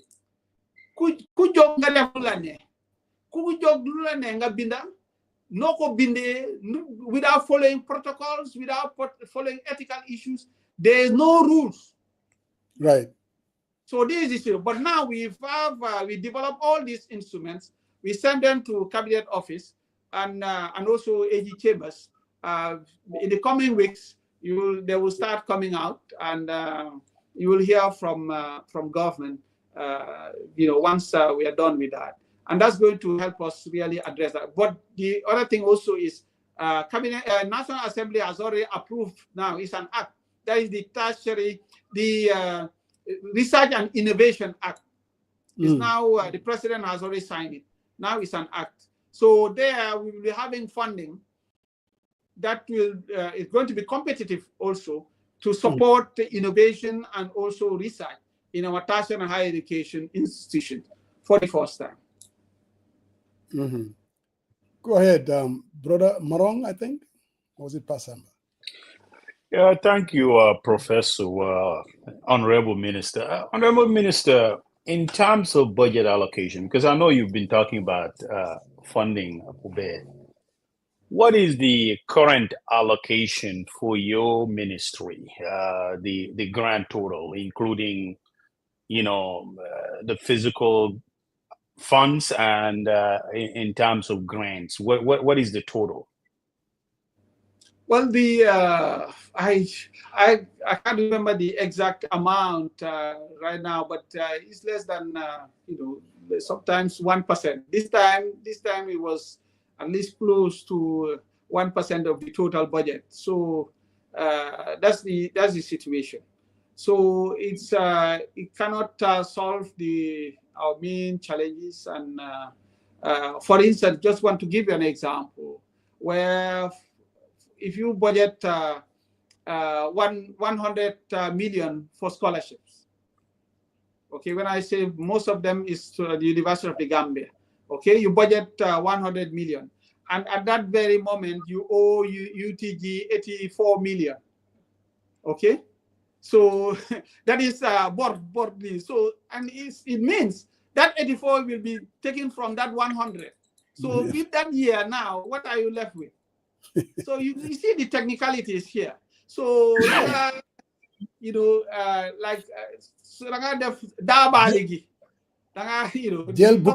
baby. Wow, so these are some of the issues. So it will not be enough, and like especially the scholarships, it's very difficult for some of us. Yes, there are many cases. Last time a girl marched into my office, 7 credits, but Demut University. Why? I don't know. For that day, they get feedback. Munyo,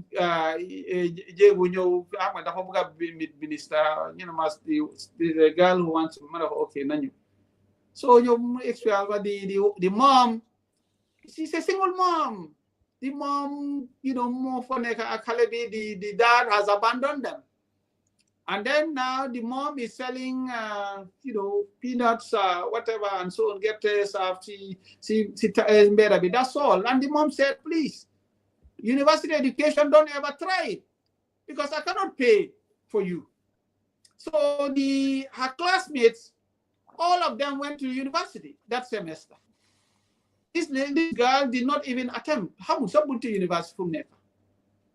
Until, I don't know, maybe somebody talked to her and so on, go to Mars and so. By the way, if she had applied at that time with 7 credits, she stand a chance to get a girl, and also with 7 credits, the scholarships and so on. But I think based on that stress, social stress, she could not even put her house in order to even think properly.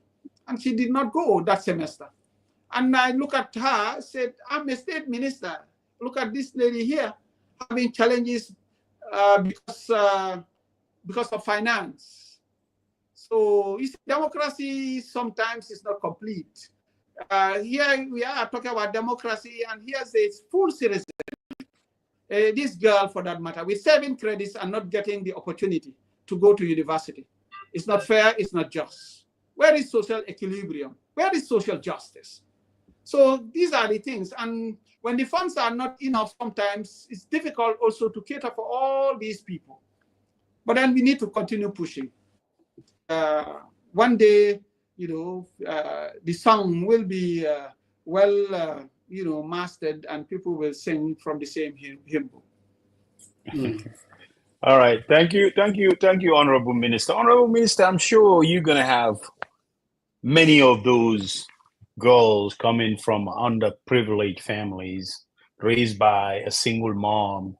In fact, hearing that, I think she needs to break barriers, and of course, lack of resources make it very difficult to strike an equitable, society. We all know that. But now, Honorable Minister, what would you say is some of the pressing issues of your ministry?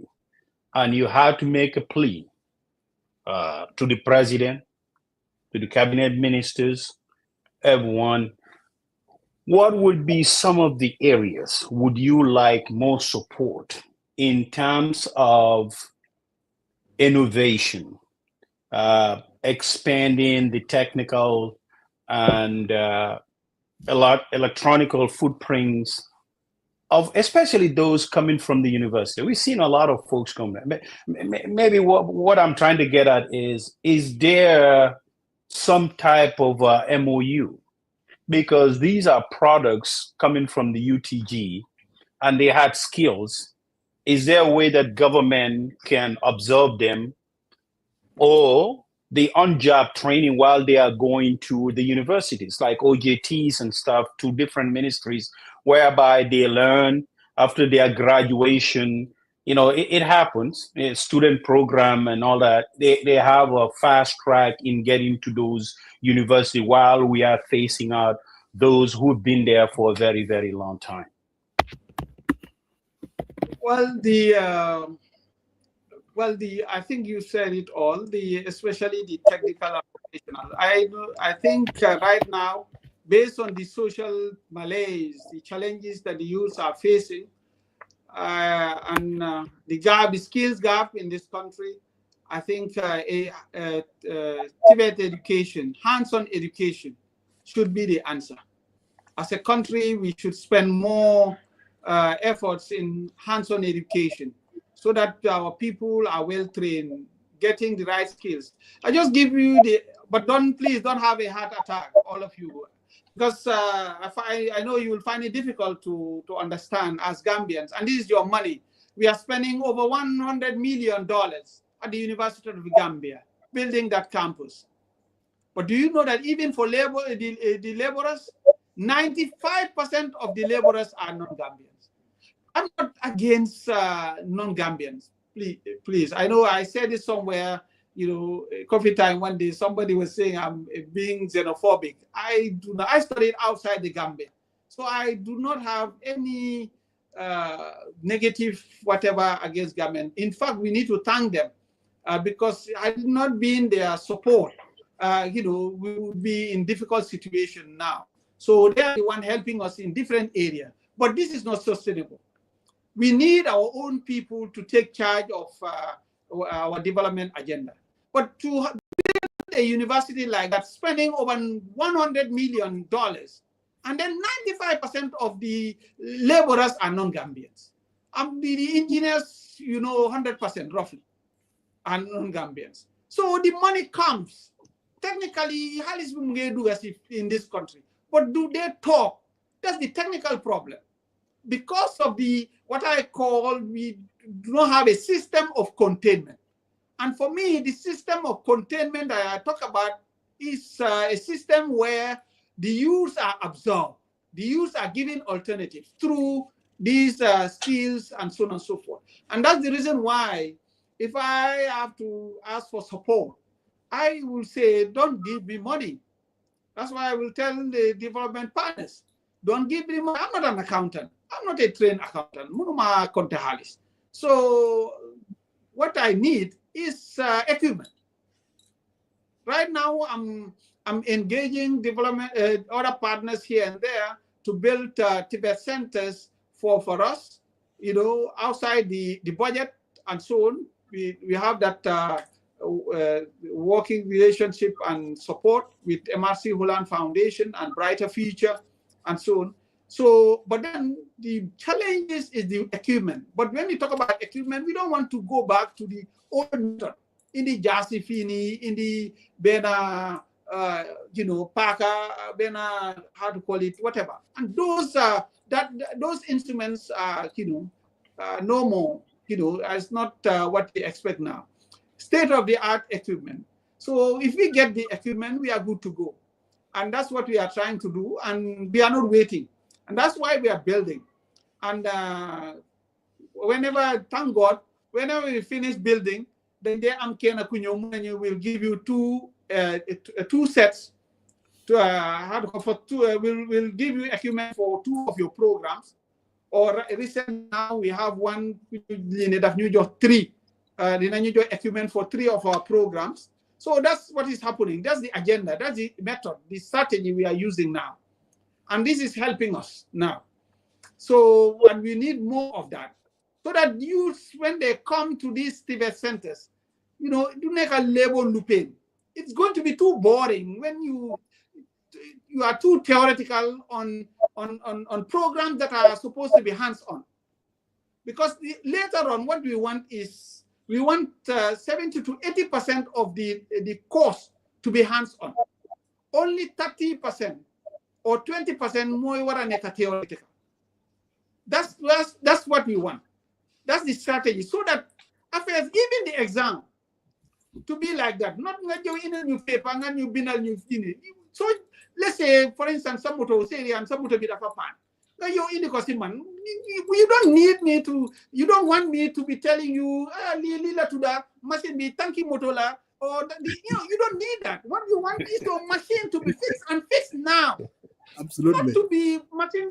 What to be garage before full 1 week or 2 weeks. You know what? Why is it taking time? We tell 1 week, 2 weeks, because we don't have the right personnel. Because they find it difficult to diagnose it. Yep. That same day, they come diagnose. They fix it. Why they only can say sometimes so these are some of the things that we need to work on. And for me, this is the way forward. We, in addition to that one, the next Saturday, God willing, we all roads lead to Brikama, behind former Gambia College, now University of Education, the Gambia, where we will inaugurate the first ever campus of USEP, University of Applied Science, Engineering and Technology, that we were talking about. And that is housing 3 programs, mechanical engineering, civil engineering, and electrical engineering. And we'll kill 2 birds with 1 stone. After the inauguration, we will also have the convocation. That is for the first time after 6 years of independence. On the 21st of June, history will be made that you and I would have produced now our first ever homegrown engineers. We went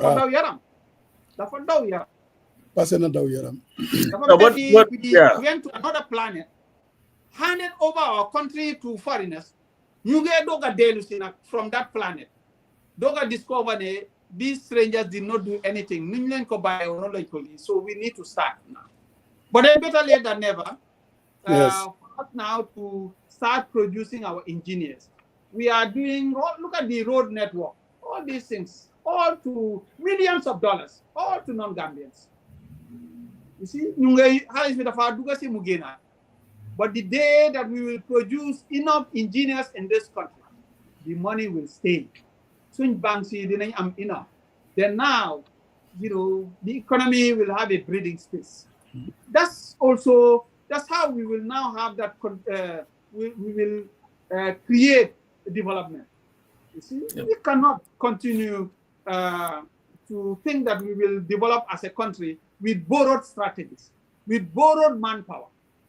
That has never worked anywhere. There's no country who have never developed because of dependency foreigners, no, they depend on their own people. Then they support, but entirely on non-nationals and so on. So that's our hope. With on the 21st of June, we will start breaking that chain. And as I'm talking to you, we are working now on new proposals.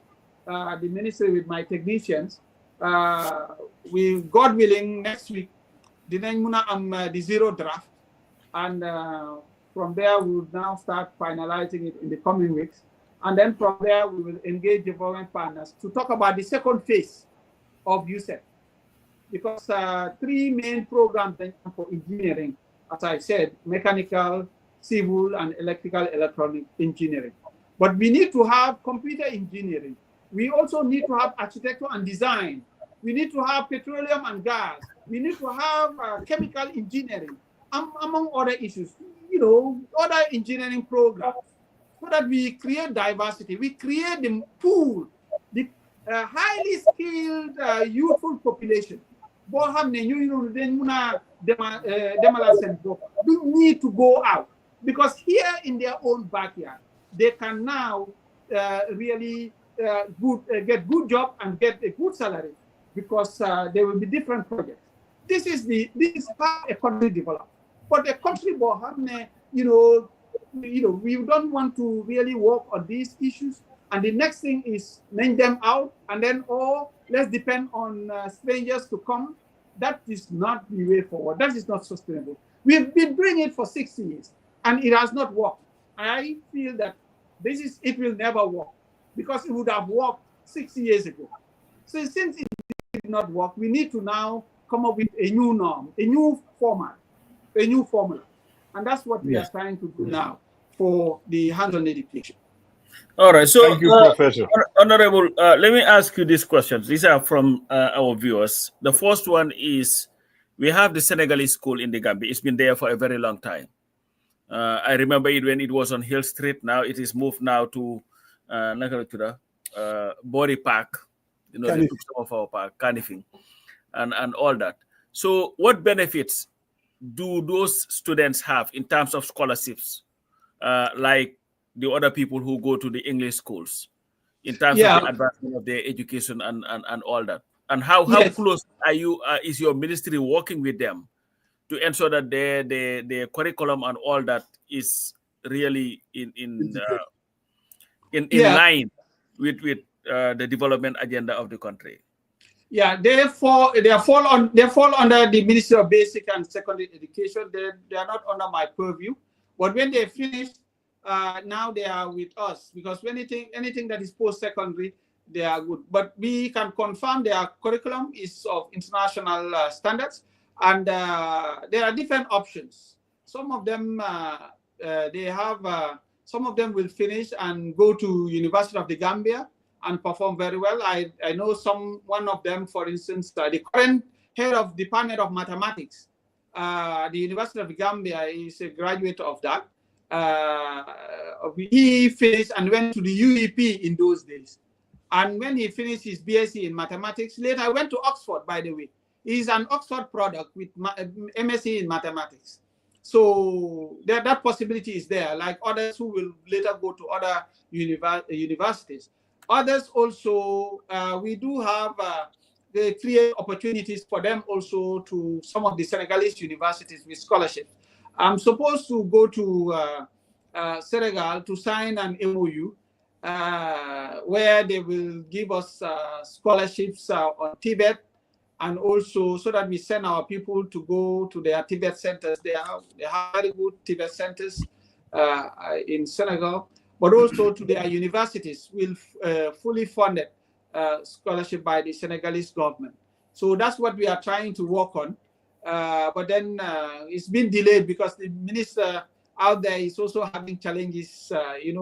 Senegal, things are not that easy with their universities and so on. So we will be in the coming weeks, or maybe in July, August, we will be able to go to Dakar and sign an MOU for them.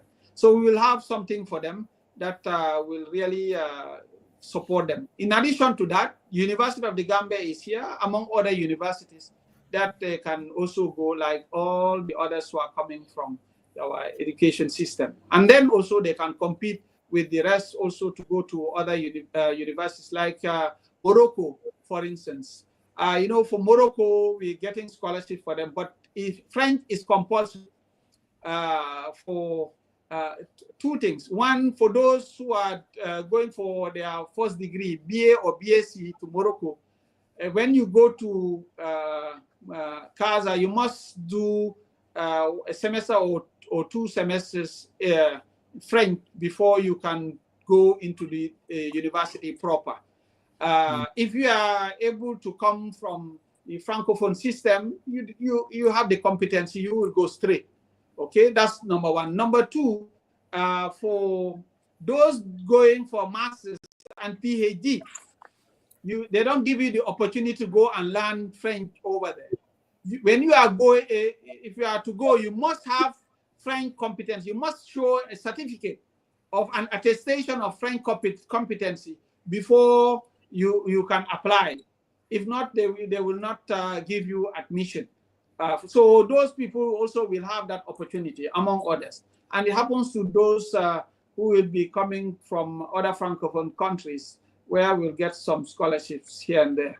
So discriminatory is there for everybody.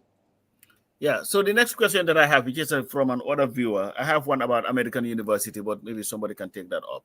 And that is how do we regulate all these other universities. But the question here is, considering the rapid global advancements in technology and recognizing the challenges we face in the Gambia in terms of technological infrastructure, capacity and education, what specific policies, programs, or investments is the government undertaking to strengthen technology education at all levels, particularly in higher education, to ensure our students and graduates are equipped with the skills necessary to compete in today's digital economy? Yeah, it's a very good question, and that's the reason why, you know, we just want to take if you take the case of you said that we are inaugurating, they have state-of-the-art laboratory equipment and workshops. The current vice chancellor, who is a Liverpool trained in the UK, and also Ilorin, told us that from her university in Nigeria, some of the equipment that we have, they don't have that. Because you see here, we have two models. We have the manual one, and we have the electronic. Whereas for them, they have the manual. For us now, better late than never, we have both the manual and the electronic. That's what we have installed at USET now. So that's what is, that will respond to your question. But then also, if you take Farababanta campus, the UTG Farababanta campus, it's not only the equipment. It's not only the infrastructure, but also the equipment. If you go to the school of ITC, you know, Information Technology and Communication at the University of the Gambia, the equipment that they have, this is the first time they're having that since the inception of UTG. And the same thing we are doing now. And also we bought some equipment for the Physical and Natural Sciences, School of Arts and Sciences, my former school, the University of the Gambia, for the first time. You know, then also the in September, the School of Faculty of Law will be completed. That's Law 2 of Farababanta campus. Then also the School of Agriculture. The School of Agriculture and Environmental Sciences will have 14 laboratories, 14 state-of-the-art laboratories, which they never had since the inception of the University of the Gambia. So it's not just the infrastructure that you see. You also have equipment, laboratory equipment, and technology embedded in that. We are now thinking, as I told you, next month for IDB to now approve, the board of directors of IDB to approve our submission for phase 3 of the University of the Gambia Faraba Banta campus. That is for the School of Medicine and Allied Health Sciences.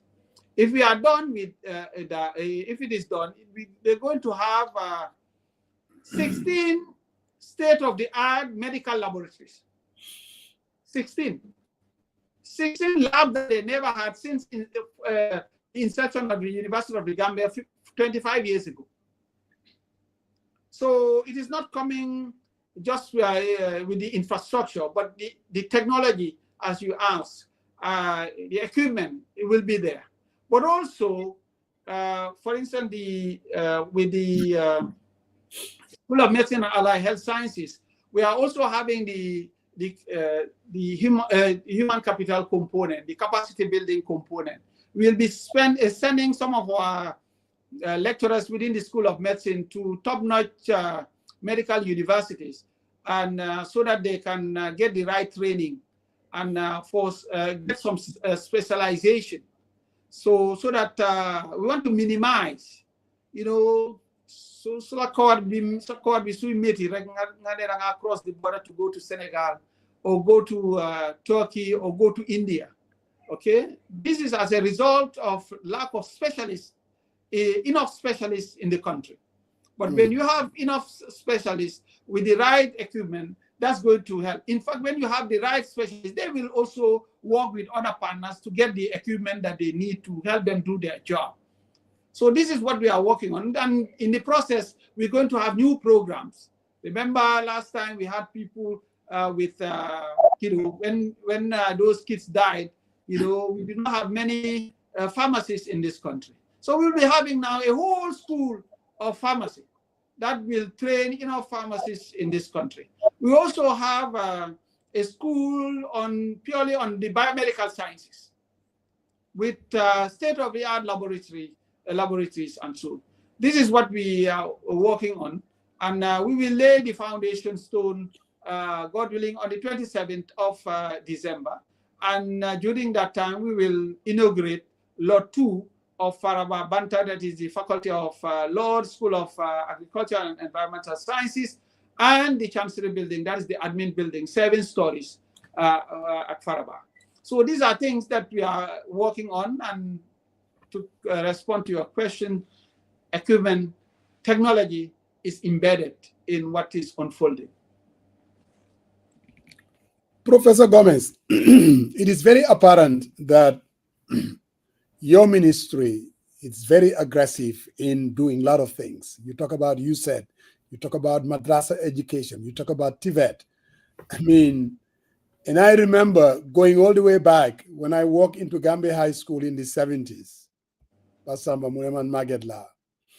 When you talk about higher education, when you walk into the National Assembly, there was a board, and the board would tell you different individuals that are attending universities. Can you imagine? That was the pinnacle of our higher education. Musa Jeng went to University of Il-Ife, Pasamba Jau, University of Nusuka. I mean, you can count the number of people that were actually attending higher education. Today, we're looking at a totally different story. The more I listen to you, bold, ambitious, and all of that. But there is also capacity issues. They're saying in your university, you have a lower number of professors. The quality, the capacity of people teaching in the university is less than desired. And some are saying, when everything is said and done, the quality is also a little bit troubling. What do you say to that? You don't have many professors. You're just graduating people in numbers. And the quality, some would say. What do you say?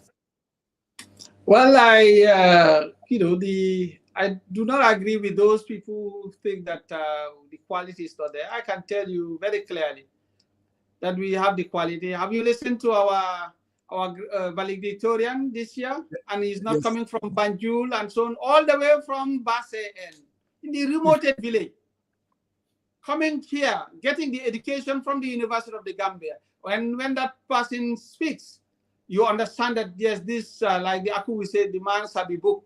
It's sabi book. Yeah. So the quality is there. If there's no quality, our own student, my graduate assistant went to St. Mary's College of Maryland in the United States and was in the dean's list. And you know very well, to be in the dean's list, you must have a CGPA not below 3.5. Absolutely. From the University of the Gambia. You see, the same thing. They went to all the European countries. I told you some who graduated from Oxford even. You cannot go graduate from Oxford in mathematics. And Definitely. so and then you are from the University of Gambia, good.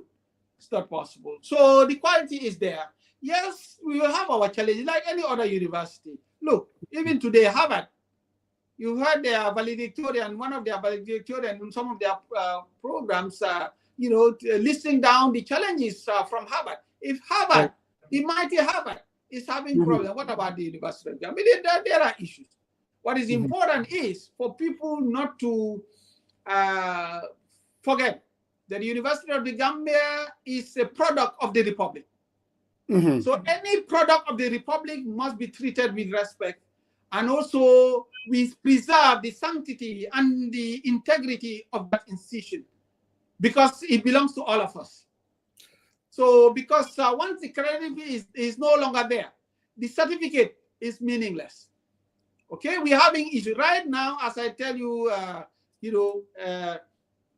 Father Bose, if you take out all the products of the University of Gambia from the system will crumble. Collapse. Right now, University of the Gambia products, no, I mean the government institutions. This is the fact. Maybe so that's why. But Professor, some would say that maybe that's the problem, because a good chunk of them are from the university, and that's why we're having all this mess within the civil system. No, they're doing their best. They are doing their best. It's based on also, they will want to do more. But it depends on low level. You see, they don't have enough. The budget, look at the budget and how much is going to them. And then also, because I understand, we expect a lot from them, but then we also forget that we did not give them half of what we expect from them.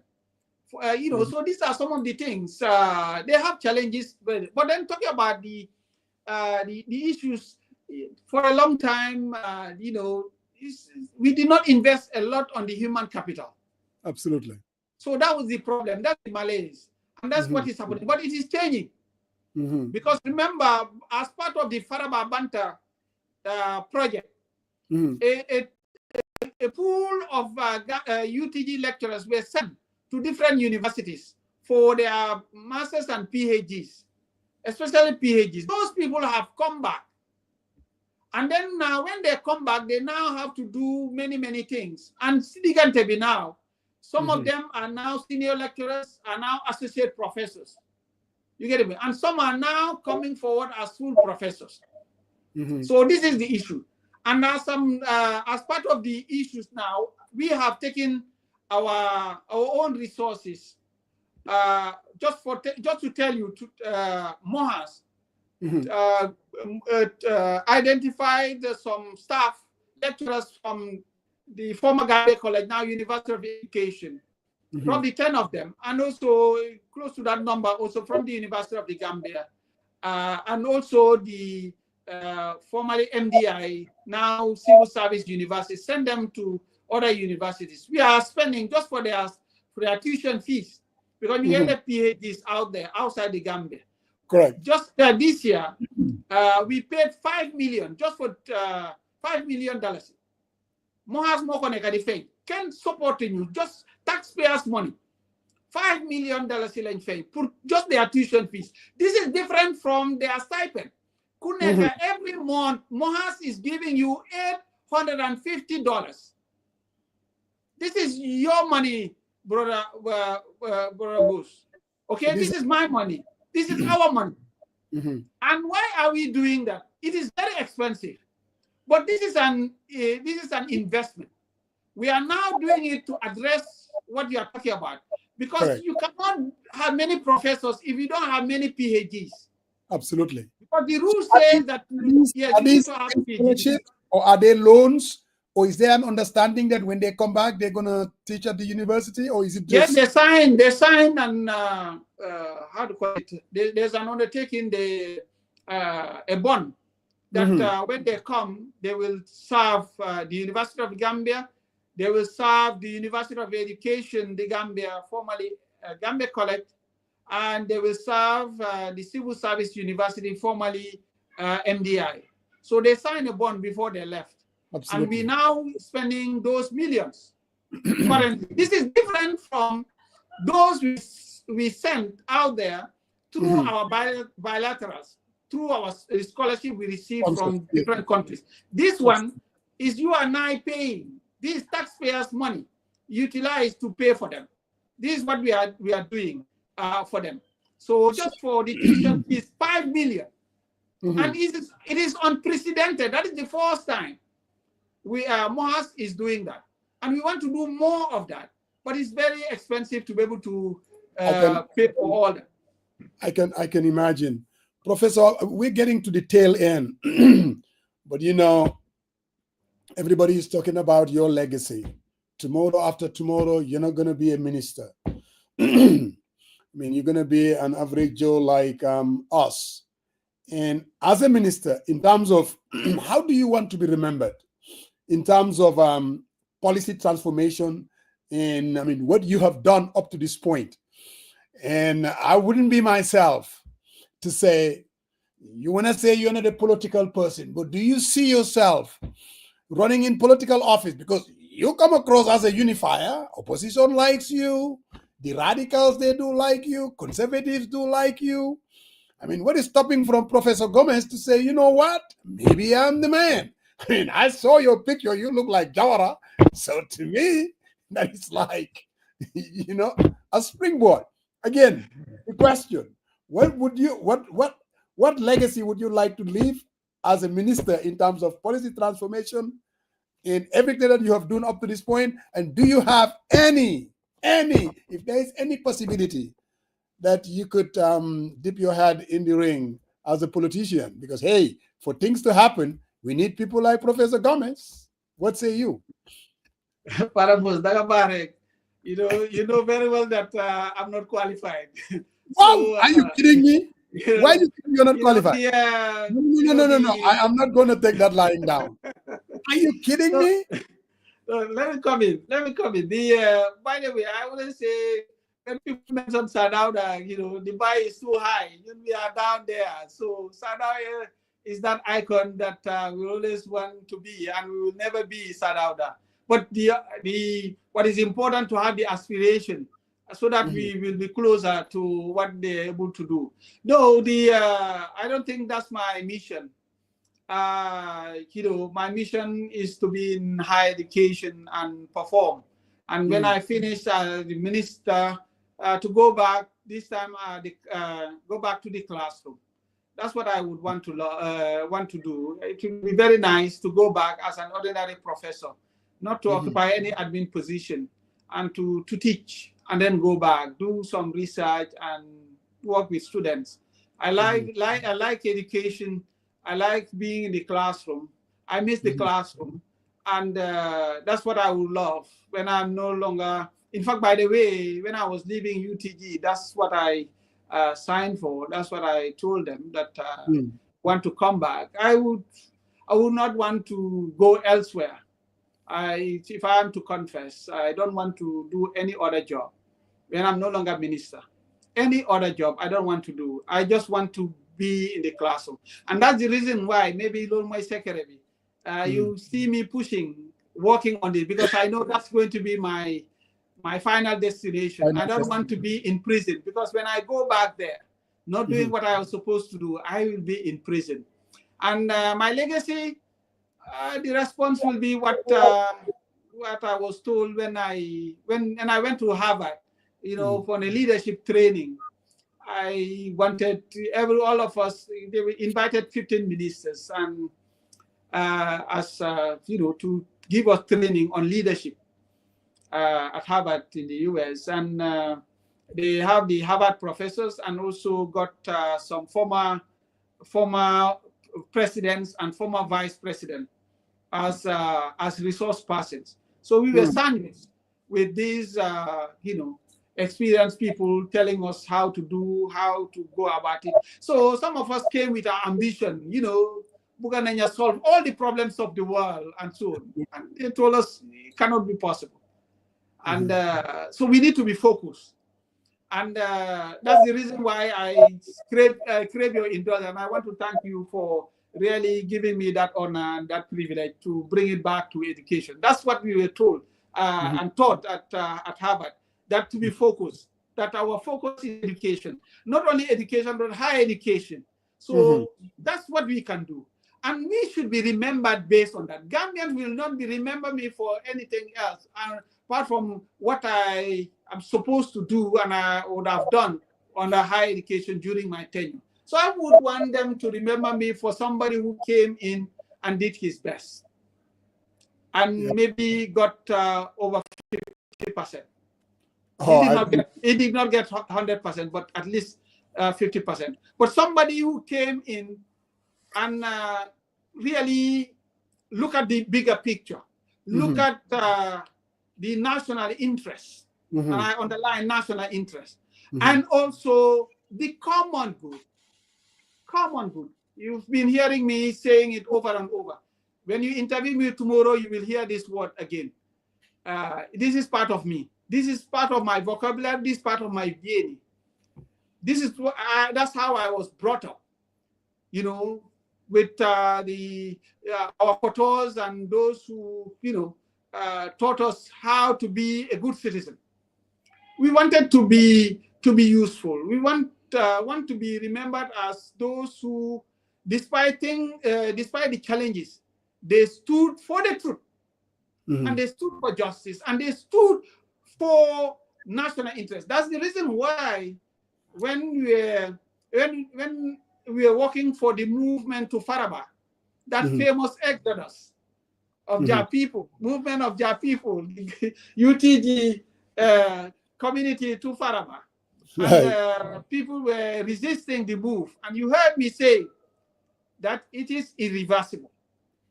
That no matter what, it is irreversible. At that moment, it was coming from the heart.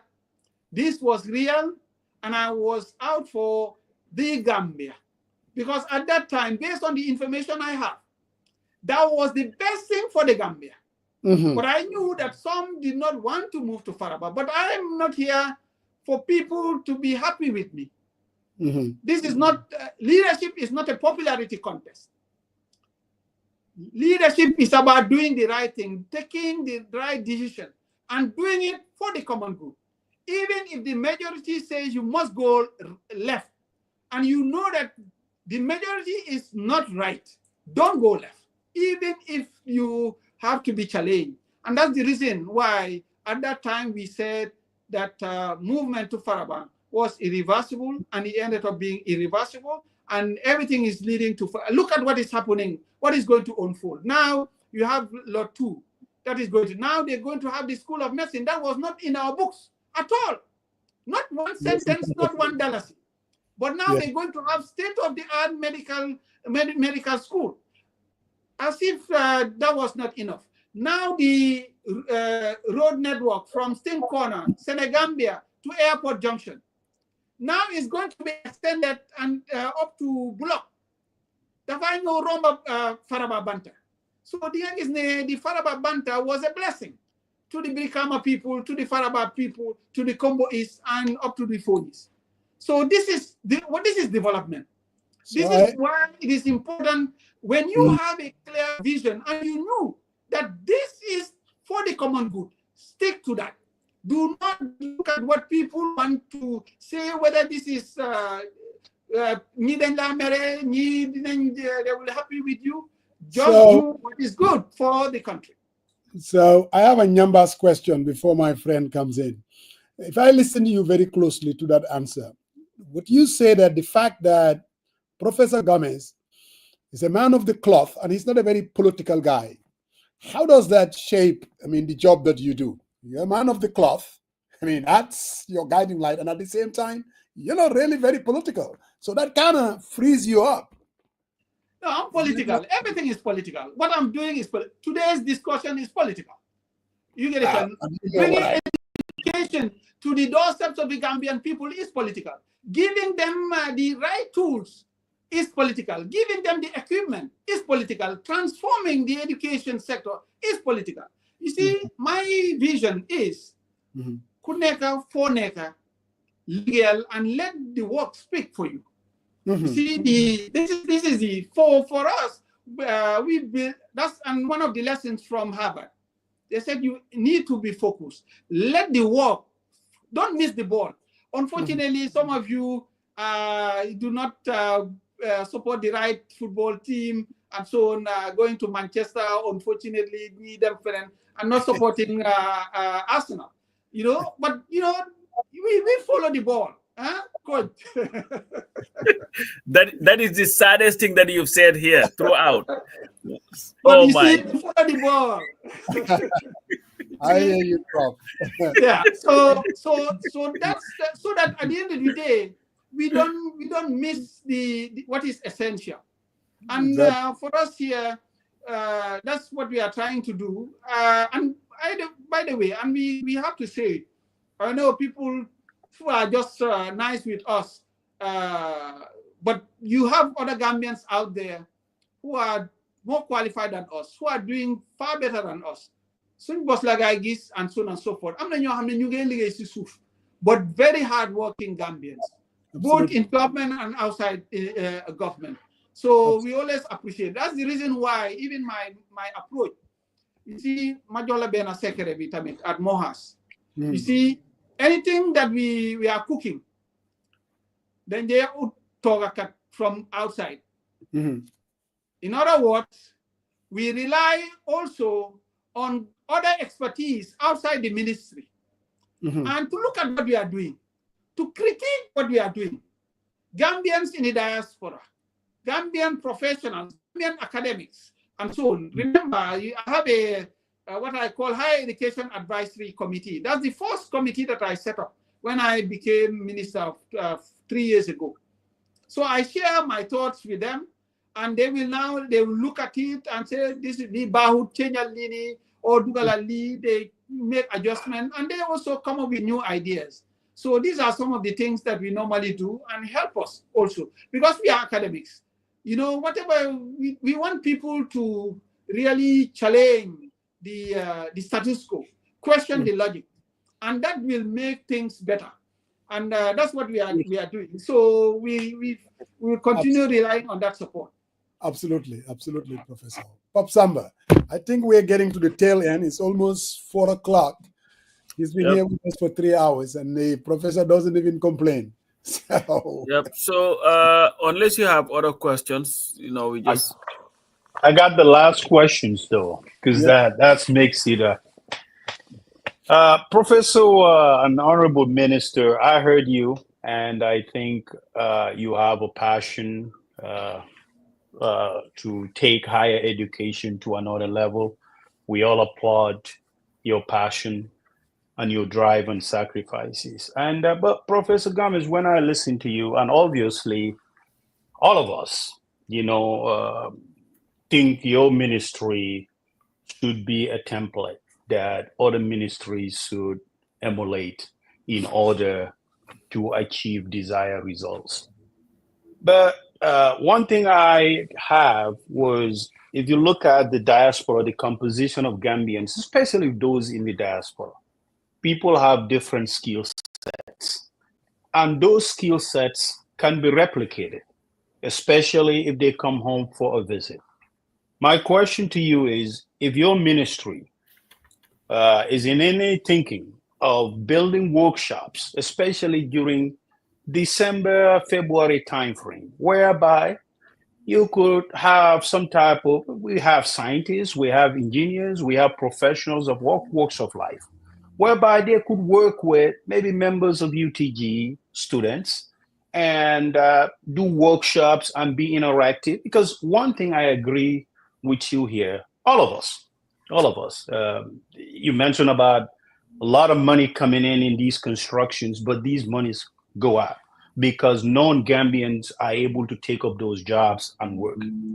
I can speak for myself. I can speak for Musa. When we first came to this country, we were doing the same jobs, worse than what you were just saying, to make ends meet and to support our family.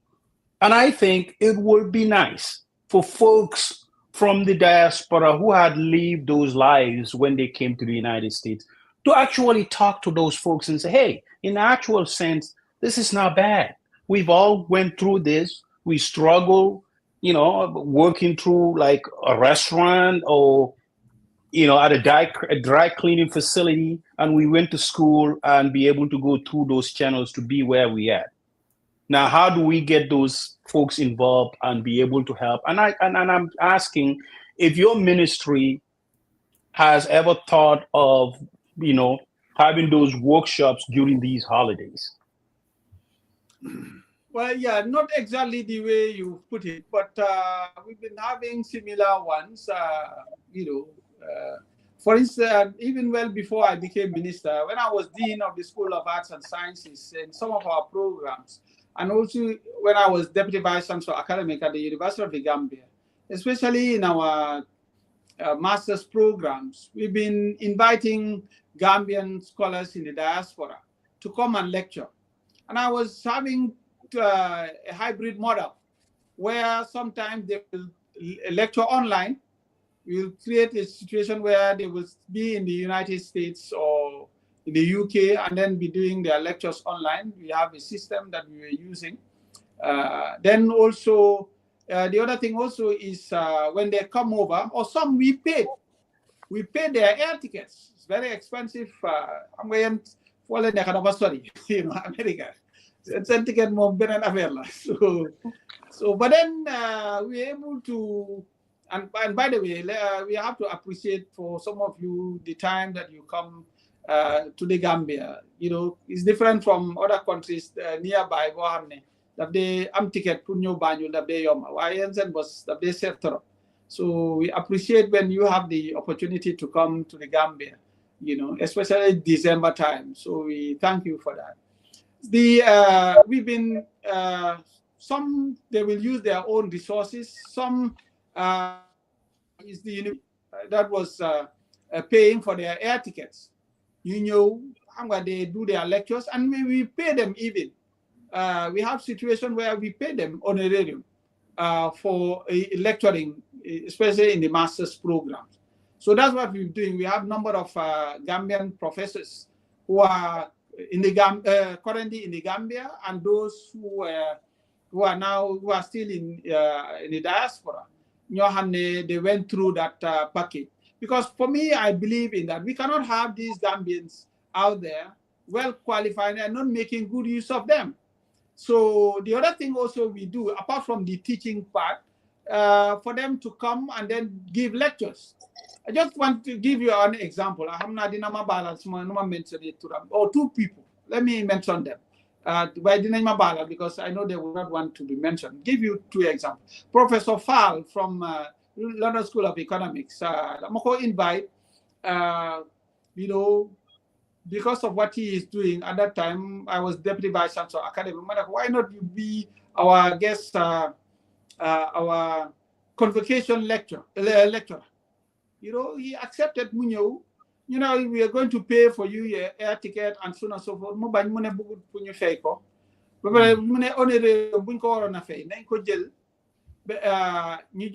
Student Union. He is going to add his own money and together 1 million. Okay, put the Student Union as endowment fund. This is what he did for the Gambia. One person from the diaspora. One person, just one person from the diaspora. Yeah. And I never thought that that's what he did. The other one is because he never wants also, you mentioned somebody, is Professor Asansar from Ohio University. So in the US, So John Najohe from Angleterre, Harma Johe from America.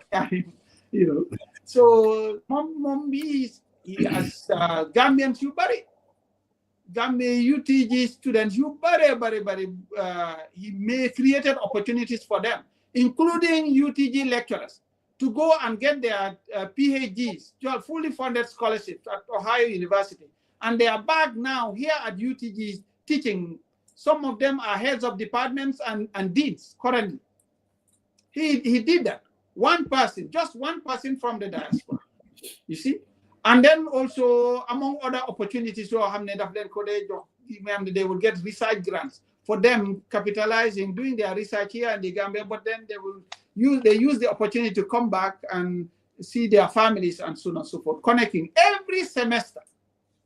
Dina create opportunities for university graduates or university lecturers to go to the US and get training and so on and so forth. So these are things that we normally do with some of them, and we want to continue doing that. In addition to now the yearly gathering with our diasporans, especially the advisory committee. So sometimes we match it with Professor Fal's December activities. Definitely news is an activity because all the scholars will be around and the professionals and activists and all Gambian citizens and out there, then they knew. So from the diaspora, all the diasporans, many diasporans, then they knew at that time. So it's an opportunity we have and a conversation about our higher education, what will be the best model, what is the way forward, and things like that, where people will question the logic and look at things and see differently from you. So that helps us to sit up properly. So these are some of the things we normally do. And sometimes we also have online meetings with all of them. And or some is through emails where we will send them the documents that we would have produced. They will review and then send it back to us. Just for some time before we take some cabinet papers, I can tell you that. Even some cabinet papers before New York, we will send it to these diasporans, professors and professionals to review and send it back to us. Then they full confidence that once they pass judgment, then we are good to go. Because these are people, they are very open-minded, and they will say it the way they are. So, and if they tell you that it is okay, then it means that turning.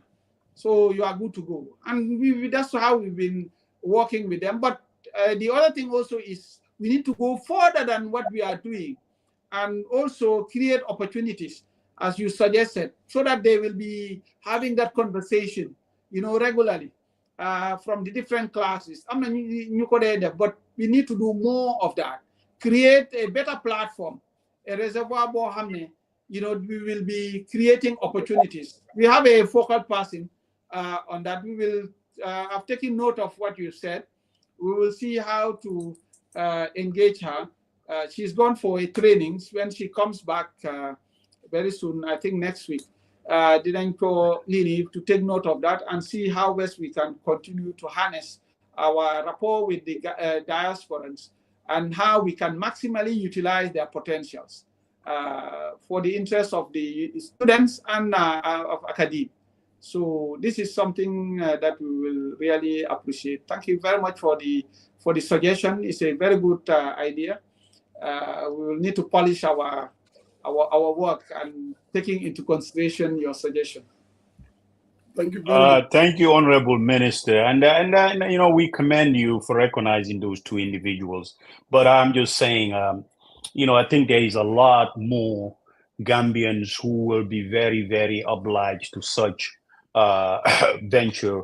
And I know there's 2D, 3D folks are doing in their individual capacity, whereby interaction through Facebook, you have someone who is saying, hey, I have this much results, or someone will send you a results and say, but I don't have the school fees. And there were a lot of sisters who were raising funds for girls' education, for higher education. They were smart, but they don't have the resources. But I think really to annex or to build that link between your ministry and the diaspora would be very, very commendable. And we thank you for your time today. And God bless you for all your work. And I think we're all happy what you're doing, and keep up the great work. And that's it, Coach, for me. Yeah. Thank you very much, Sarian. Again, thank you, Professor Gomez. But I want to thank someone, though, one of your colleagues. Yesterday, I was so busy working. I'm like, and we're having Professor Gomez tomorrow. What in the world am I going to ask him? So I called my brother-in-law, Professor Fane. I'm waji Professor Gomez elected. What is going on? Some of these policy things. So he helped me with some of the questions. So I just want to take this opportunity to thank him. And he said a lot of positive things about you. He's like, Professor Gomez is a gem. He's something else. Definitely. Definitely. By the way, for instance, the research work that we're doing, he was among the writers. Mm-hmm. You see, he's among the writers. He's not the ministry, but you see, he's among the writers. Then I talk, can you do activity? So he's among the writers of that policy, those instruments, the act, and also the regulations, and so on. And by the way, they sacrificed it. We went to Tenderbar. Could you imagine on a weekend, on Saturday, for instance, we woke up to midnight, and nobody complained. And then the following day, on Sunday, 10 o'clock, everybody was in the hall. Yeah. Nobody complained. And they are not working for Mohas. They are not full-time staff of Mohas. They all come together under the umbrella of the Republic to serve. I'm really grateful for those people, for their readiness, their mindset, their willingness to really serve the Gambia. And they're doing it to their best, among other people. So, Gambia, so we just need to continue making good use of these talents, both at home and abroad.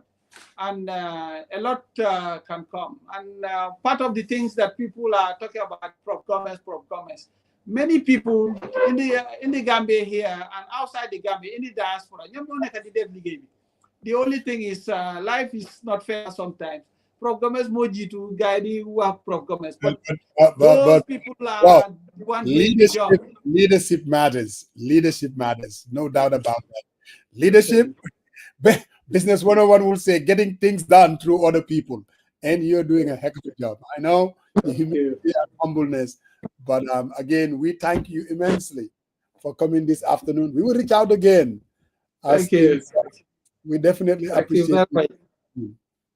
Definitely. Thank you very much. Thank you. Well appreciated, and thank you for giving me the opportunity to really discuss with you and about what we are doing, higher education, and thank you for the unflinching support and the encouragement. My team are all listening. I hope will take note of what all of you are saying, so that we don't betray the cause. For me, that's the most important thing, because it will be a big disaster if at the end of the day we miss the road. If at the end of the day we forget that we must be in the service of the Republic. And when you are in the service of the Republic, you serve and not to be served. And this is something very, very key to me and for me, and also really go back to the fundamentals, the notion of common good. It's a core value, common good. And yes, last but not the least, I hope next time when I come, all of you would have migrated to the mighty team, to the governors, and you all be in red. Everybody, and support the best team in the world. Yeah.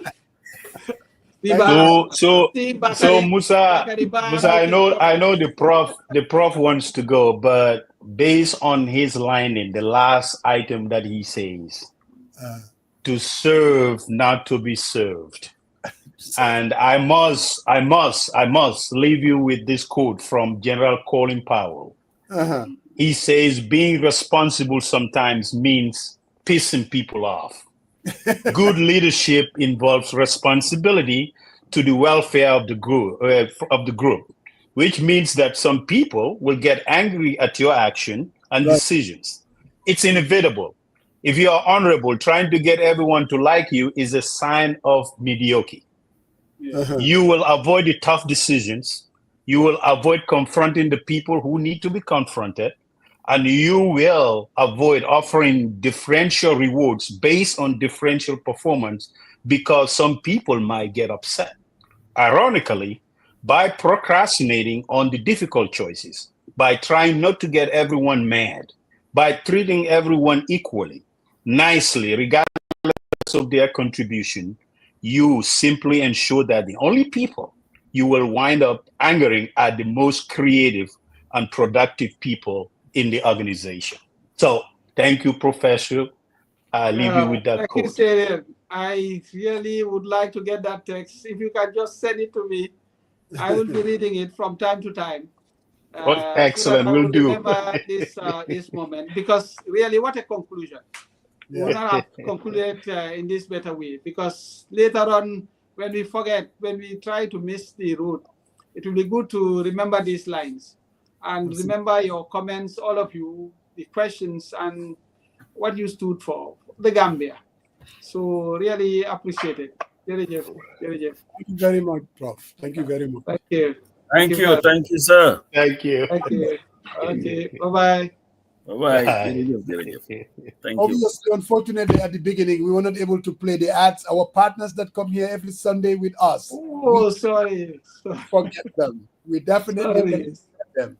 Thank you, Prof. We appreciate you. It may concern. July 4th, 2025, launching a beauty talent competition among Gambian communities in the US. The launching of a beauty pageant is part of the continuous legacy of Ajera for coming up with the programs during July 4th that would ultimately bring out the best in our communities. On July 4th, 2025, Ajera is launching a beauty and talent pageant competition among Gambian communities all over the US. We are focusing on communities in the US with a large concentration of Gambians. Below is a proposed formulation of the program.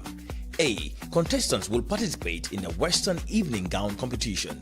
B. Contestants will also participate in an African evening gown competition. C. Contestants will participate in a talent competition of their choosing. D. Contestants will also participate in a short interview on issues revolving around our Gambian communities at home and in the diaspora. Proposed criteria to qualify for the competition. A. One will have to represent a state or city with a large concentration of Gambians. B. One will be attending college or just graduating from high school and heading to college. C. One will have to be chosen by the associations or organizations from those communities. The first prize is a scholarship towards tuition. The second prize, winner will be a round ticket to the Gambia. We are looking forward to your input, suggestions, and advice on how to help the initiative.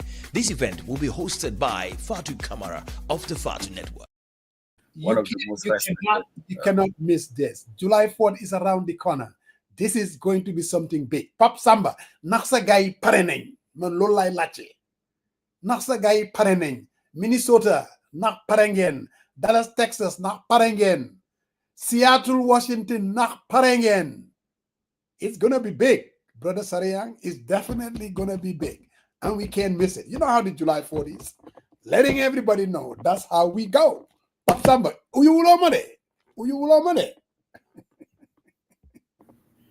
According to the World Health Organization, WHO, as estimated 7 million people die from air pollution globally each year.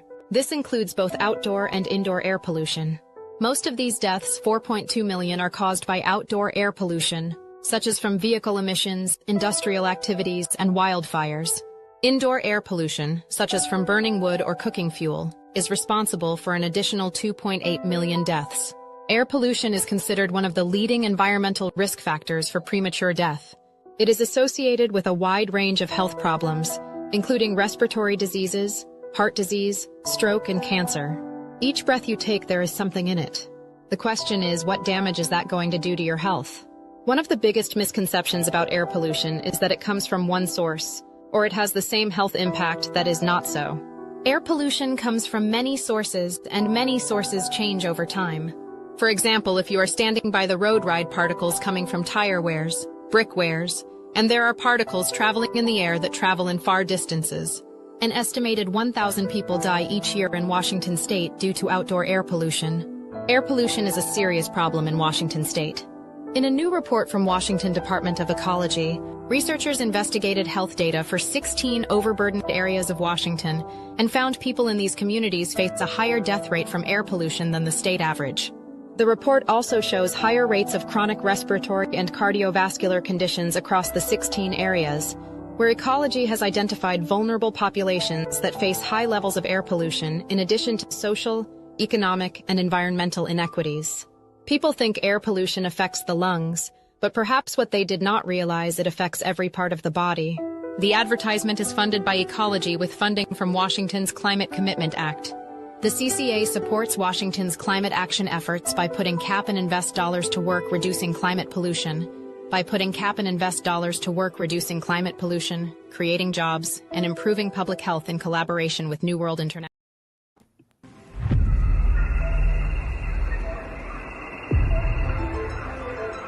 Welcome to the Gambia, a country with a rich tradition in tourism and a beacon for investors. Experience a nation committed to progress, a home where nature's beauty is matched by the warmth of its people. A nation that is fast-growing and developing, thriving for togetherness. At the heart of this development is the Global Properties, the Gambia's premier real estate developer. Introducing you to our latest property being developed, the Lakeview, an epitome of luxury and comfort. Whether you are looking for a residence or investment property, Lakeview is the ultimate option. The Gambia is not just a place to live, it's a place to thrive. Welcome home. Welcome to Kid Aisha Restaurant. We are located at 1460 Boston Road in the Bronx. We are open 7 days a week from 1 to 12 a.m. We serve Senegambian food and American soul food on Wednesdays and Senegambian food all 7 days. We do dine-in, we do takeout. We serve chebujin, chebiapa. We do mafe, we do plaza, we do ebe every other day. We have yassa ganat with rice, super kanja with white rice and fufu. We serve a lot of delicious foods. For dinner, we do dibi, chicken dibi, penta, whole chicken. We have shawarma, lots of good food. Also offer catering services for weddings, baby showers, birthday parties, whatever you need, we got it here at Kid Aisha. You can call us at 718-450-8606. And we're also on Uber Eats. And if you've ever been to Kid Aisha, make sure you leave a review. Thank you guys for supporting, and we hope to see some new faces. Mbadingolu koko Likol Limited wole sise sambale nang ikafamie GCC wala Gambia CC ni CC lu ibalun tabaran nyalla mi yalon ko wala balajata kendea tata wala CC lum CC mi yalon ko timiatale itabo finansone hata bari mondo man kolea ni CC lu butuo wala sodale dadi mala nal min sulatal drone isen commande 2518098 2518098 Ali Bambang kata bidamin ibe bankan intraje sa imbe tembo meten amansia alaba bankamane. So Pop Samba, I thought that was a very good interview though. He was, and you know, Musa, if there is one thing about it, and I get they got solved by you know what can be to them, because people do not like talking about anything that is not, you know, about fireworks. But at the end of the day, the government is our government.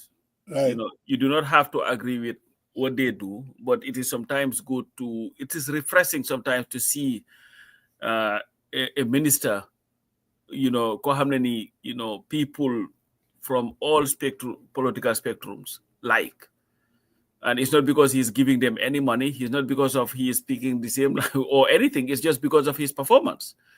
And people are watching. They are not crazy. They see this guy, and every time they see him, there is some new something that is happening at the university or at the ministry. So people appreciate that, and I hope that there will be a lot more people in government or in the service of people, who will continue to, you know, at least manifest this commitment to delivering, results for the people. So I've been calling him legally and I'll call him Patrick. Then I realize it's Pierre. So I sometimes confuse the name Patrick and Pierre. But Professor, don't you think though? I don't know what it is. Somehow people do like him. There are other ministers too that are reasonably doing well, but they don't have the same kind of people just take them differently. No, but the thing is, let's look at the ministry that he's at. Let's say, Fumnek, I will give you an example. When you're the Minister of Finance, you'll always divide opinions. Yeah. All right. But again, the difference with Pierre is you see him, he is not the most political person. Yeah. You didn't say everything is politics. And the deliverables, every time you watch him, every time you see him in the public space, whatever it is, it's about what he is doing. Right. It's like you can, I'm going to need take bottom. What you see with your eyes is easy to accept. If I come here and tell you, our economy is going to grow by 6%, you tell me, where is 6%? What does that even mean? I'm not feeling it. But if I tell you, what? University of the Gambia was here today. I was able to come. We were able to bring Faraba. This is Faraba campus. That alone was so quick. Yes. So fast, because everything since this guy became minister, he's been minister for about 3 years or whatever it is. Yeah. But every time you look at Pierre and his interactions with people and all that, and he's also his public persona. He's not afraid of. He's on social media every time. People see what he's doing. There are no gray areas in his performance. Let me just put it that way. And that's the thing. And people have been seeing him when he was a professor, his dealings with people. So for some reason, he's become a very, very, very likable person in a period when people. How come though, with everything that he's doing? I kind of ask him that question. Clearly, the man at the top, the buck stops with him, like the saying goes. But he doesn't get any of that credit. He's like, it's got nothing to do with him. And if Pierre was failing, I mean, again, it would be directed at him, saying, "You see, this is what." But if Pierre was failing, Pierre would not be getting the like. When you are the president, Musa, it's not a one-dimensional thing. When you are the president, you are responsible for everything that happens in that country. Salmani, when let's say a policeman arrests a drifter, and then all of a sudden somebody who is very close to you happens to be the father of that person, and that person would just be released from jail, and he writes this thing, insults the police officer that arrested him. So people will be looking at you, would that have happened if that Haji Jawara or whatever they claim the guy's name was not close to the president? But Professor Gomez has what portfolio? And people are looking at him and seeing that he is delivering in that portfolio. When you look at Barrow, you can say, okay, higher education ministry is working. But what about the economy? What about trade? So it's a lot more difficult when you are the president than when you hold one portfolio and do what you do very well. True. That's true. But it is also possible that the guy is just not a political guy. Like some of the ministers that are out there. I didn't see him wearing one of those asobis. I even want to ask. He's not a dogger guy, so he's not easy to. Maybe it's just because of who the person is. Because as he was sitting with us here, the whole cabinet, whatever they're doing there. So he's a different guy. Yeah, he is definitely a different guy. Definitely a different guy. I see the beginning of the program, my man went into, oh my God. I was like, Sariang wasn't playing. He laid down. What was happening with the opposition, especially the United Democratic Party. And I was listening to you, Brother Marong. And and that's when Professor Gomez came in. And I agree with the totality of what you were saying. It was a very, very unfortunate. And anytime they have stuff like that, I'm not a United Democratic Party person, but I get myself in trouble. I get into the debate. I say exactly how I felt. Because I listened to both. I read Nana Maketa and Yunus Haidara, what they wrote. You see, the problem that I have with Nanama and Yunus, it's basically where they were going with this. Because let us be absolutely clear about one thing. And it comes from both sides. They all tend to capitalize on that. If anybody thinks that you have to be a non-Mandinka in order to be able to defeat Barrow or win the presidency, you really do not know what you're talking about. Seriously. The last time I checked, we've had Mandinka leaders all the time, whether it was Jawara or Barrow himself. So do I believe that people vote based on identity politics? I do. But that's not all of it. It's much, much more complex and complicated than that. And I'm going to give you examples going all the way back to Jawara. Our people are not as naive. Again, let me come back. Talib Bensouda, when people say that he was going to be a formidable candidate, and I've said this here before, it's not because he's a non-Mandinka. There are a lot of non-Mandinkas, my friend. And we are not saying that about them. The last time I checked, Rohim Malik Law is a non-Mandinka. That is not the issue. But on the other side, also, the people that have a problem with Talib's candidacy, you know what they do? They say, oh, you're just saying that because one has to be a non-Mandinka and Talib tends to fit that profile. They're just using that. They use that. Nobody is saying that. People do insinuate it. People do make analysis and punditry. But non denkide langamu to disqualify Talib Bensouda. Talib Bensouda will never be able to win election if he doesn't run under a UDP ticket. Manmawa Lolufini. If Talib is that good, he stepped out and run as an independent. It doesn't work like that. He's a very attractive candidate. He's a good candidate running under a UDP ticket. He will be very formidable, provided that the man himself, Dabo, and all the entourage, including Young's Dabo himself. Unfortunately, when I saw Young's comment, I called Pasama. Manako Sawaji, Bilahi, I don't know, sometimes people advise him. Young is a very emotional guy. He is. That statement was totally unnecessary. Then there was another way that he could basically react to that. But he didn't do that. He added fuel to the fire. That's exactly what he did. I don't see how that could help Youngs politically, Mangisumako. When everything is said and done, I think the United Democratic Party, like you said, ñep dañ am pour dal. Show me any party that doesn't have camps and controversy, and I will tell you a party that will never win an election. Whether you're talking about the ANC or any of these parties. That's what tends to happen. And people should welcome it. But when everything is said and done, there has to be a process. Nobody should be given flag bearership on a silver platter. It shouldn't work that way. So everybody needs to take a chill pill and believe in the process. Support whoever you want to support. The Musa Jangs of this world, we're going to come here and we're going to do our analysis. Call me whatever you want to call me. I have said it here before. I believe that Talib Bensouda is a formidable candidate.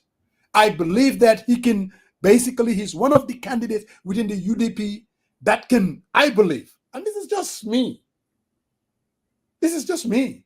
Nobody is saying, and even if Talib becomes the candidate and he doesn't get the support of the United Democratic Party, all of them, and even if he doesn't get a very good coalition, I don't think he's going to win. I'm telling you, incumbency is huge in the Gambia. We all know that. So, again, to support some of the things that you said, I think it was statements were made. Nana Maketa made a mistake as well. Some of the things that he said. I don't think that was necessary. My good friend Yunus Haidara, he gets excited. We all know Yunus. The same thing. I don't think it helps Talib, neither do I think it helps the opposition. I don't believe that. The only people that are celebrating is the government in this particular case. And it's unfortunate And I hope that they will learn from it. And Pasamba, your auntie too, Rugi, I saw her interview. I'm not sure that some of the things that she said was totally helpful to the party. I don't. A lot of things that she said. It was a very interesting interview. And when everything is said and done, you don't even know what Rohe has in her sleeves, under her sleeves. I have no idea. But again, as we get to 2026, things are going to be interesting. Many people are going to speak their mind. And I hope the United Democratic Party learned from it. I was talking to a friend, and I said this. I think the party leader himself needs to give the speech of his life. And this is just me. Why would Seydou Dabo listen to me? I saw Talib's reaction, and I was again comforted. Very unifying speech. That it needed to be done, and he did it. But I also do believe a speech coming from Mr. Dabo, and a very firm one for that matter, I think it will be helpful for the party. To know that, look, we've always, and he has said it different times, but sometimes, Pasamba, when things like this is happening, that's when you step up and give the speech of your life, like Obama did. You remember during the time of, what was the name of the pastor again? I forgot his name. Yes, Pastor Wright. Right. Mm-hmm. And I think that will be helpful to the party. Send a message to all the players, not just behind the scenes. And I'm sure he's doing it behind the scenes. But I think there is a need for something like that, so that even the non-affiliated would know that this is not something that the party is going to tolerate. We have a process, and everybody needs to take a chill pill. I think that needs to be done. I don't know what's your take on it when you saw all that back and forth. I saw it, and here is what I have to say. Whether people like it or not, Barrow Fumnekani is in a very comfortable place to win another term, in spite of all the things that are going wrong in that country. And the only way that the opposition will stand any chance is if they become united. Absolutely. In the absence of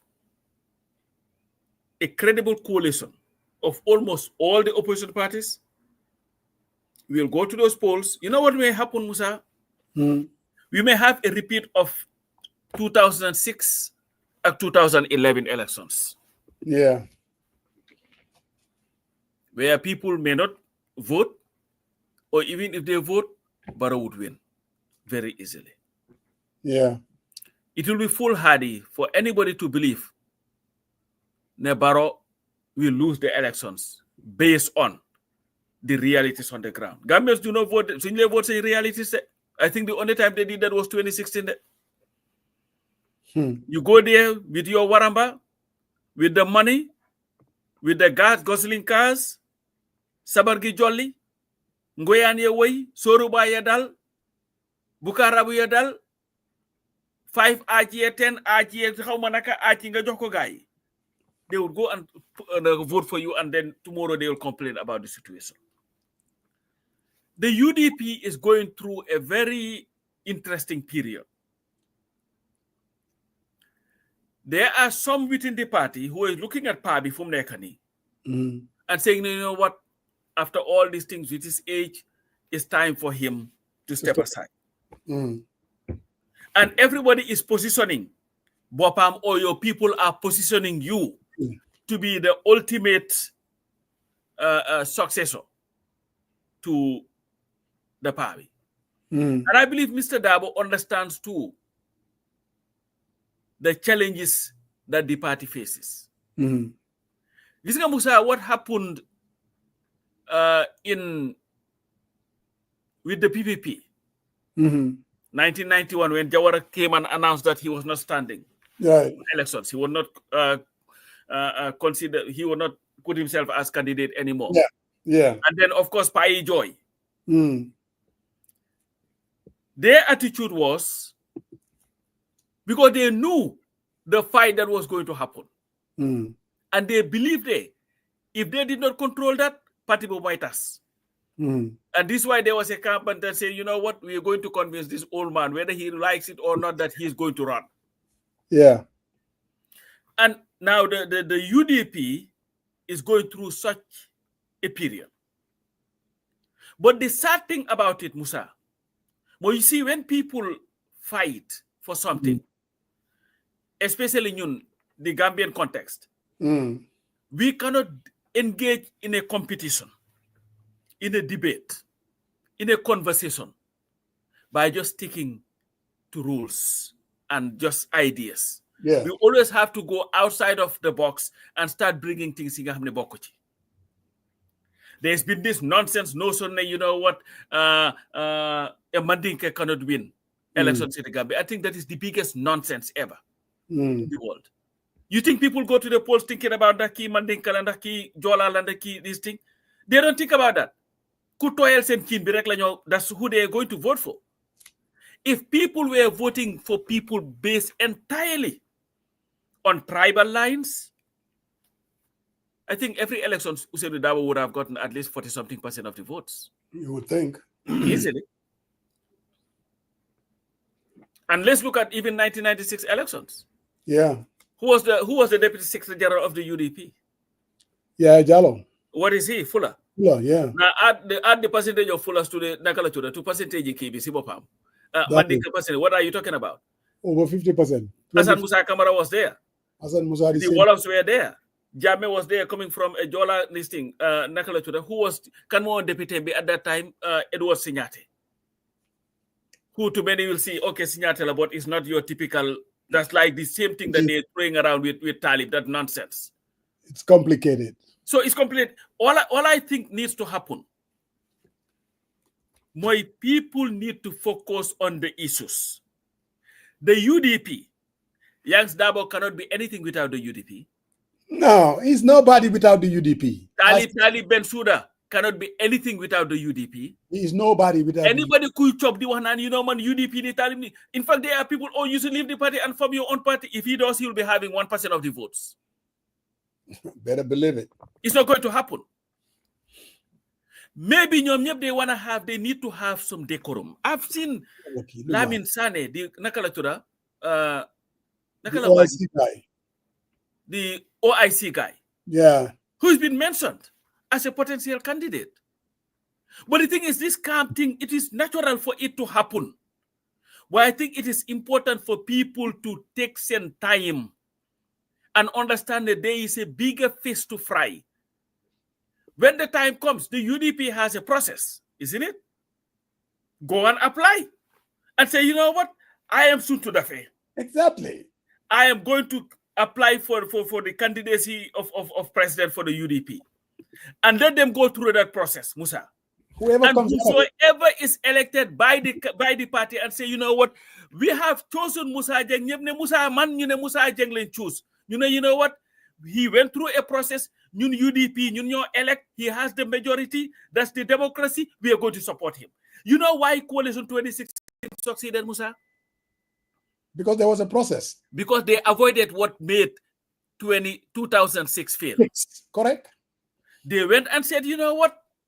You want to put your hat in the listing race? Yes, these are the listing. You have your 70 delegates. I have my 70 delegates. We'll come, open process. Whomever is elected, will come and support that person.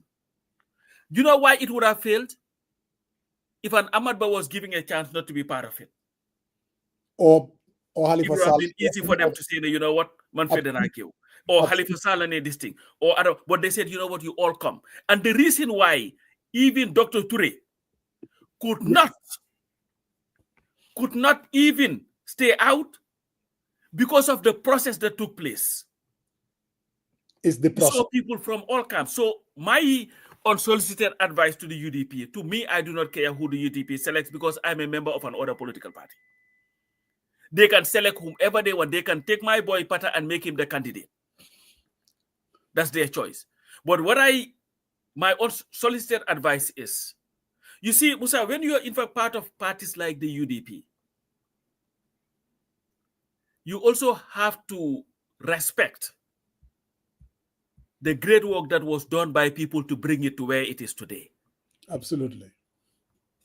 UDP has lost so many people through death. Some people left because they could not take the heat anymore. It was too difficult to continue to be a member of the party. Some people stayed the course and brought it to where now it's almost close to the end for those people to continue to lead the party. Narefet. Let me say this. Like Suntu Dafe comes here every Sunday, anytime we talk about this, and he said, don't worry about it, Usainu is going to be our flag bearer 2026. There's nothing wrong with that. That's how he sees it. He believes that Usainu Dabo should be the flag bearer for 2026. That's fine. Other individuals also have every right to say, you know what? We need somebody who is different to come and lead the party like Talib Bensouda, because we believe he has a better chance of defeating Barrow.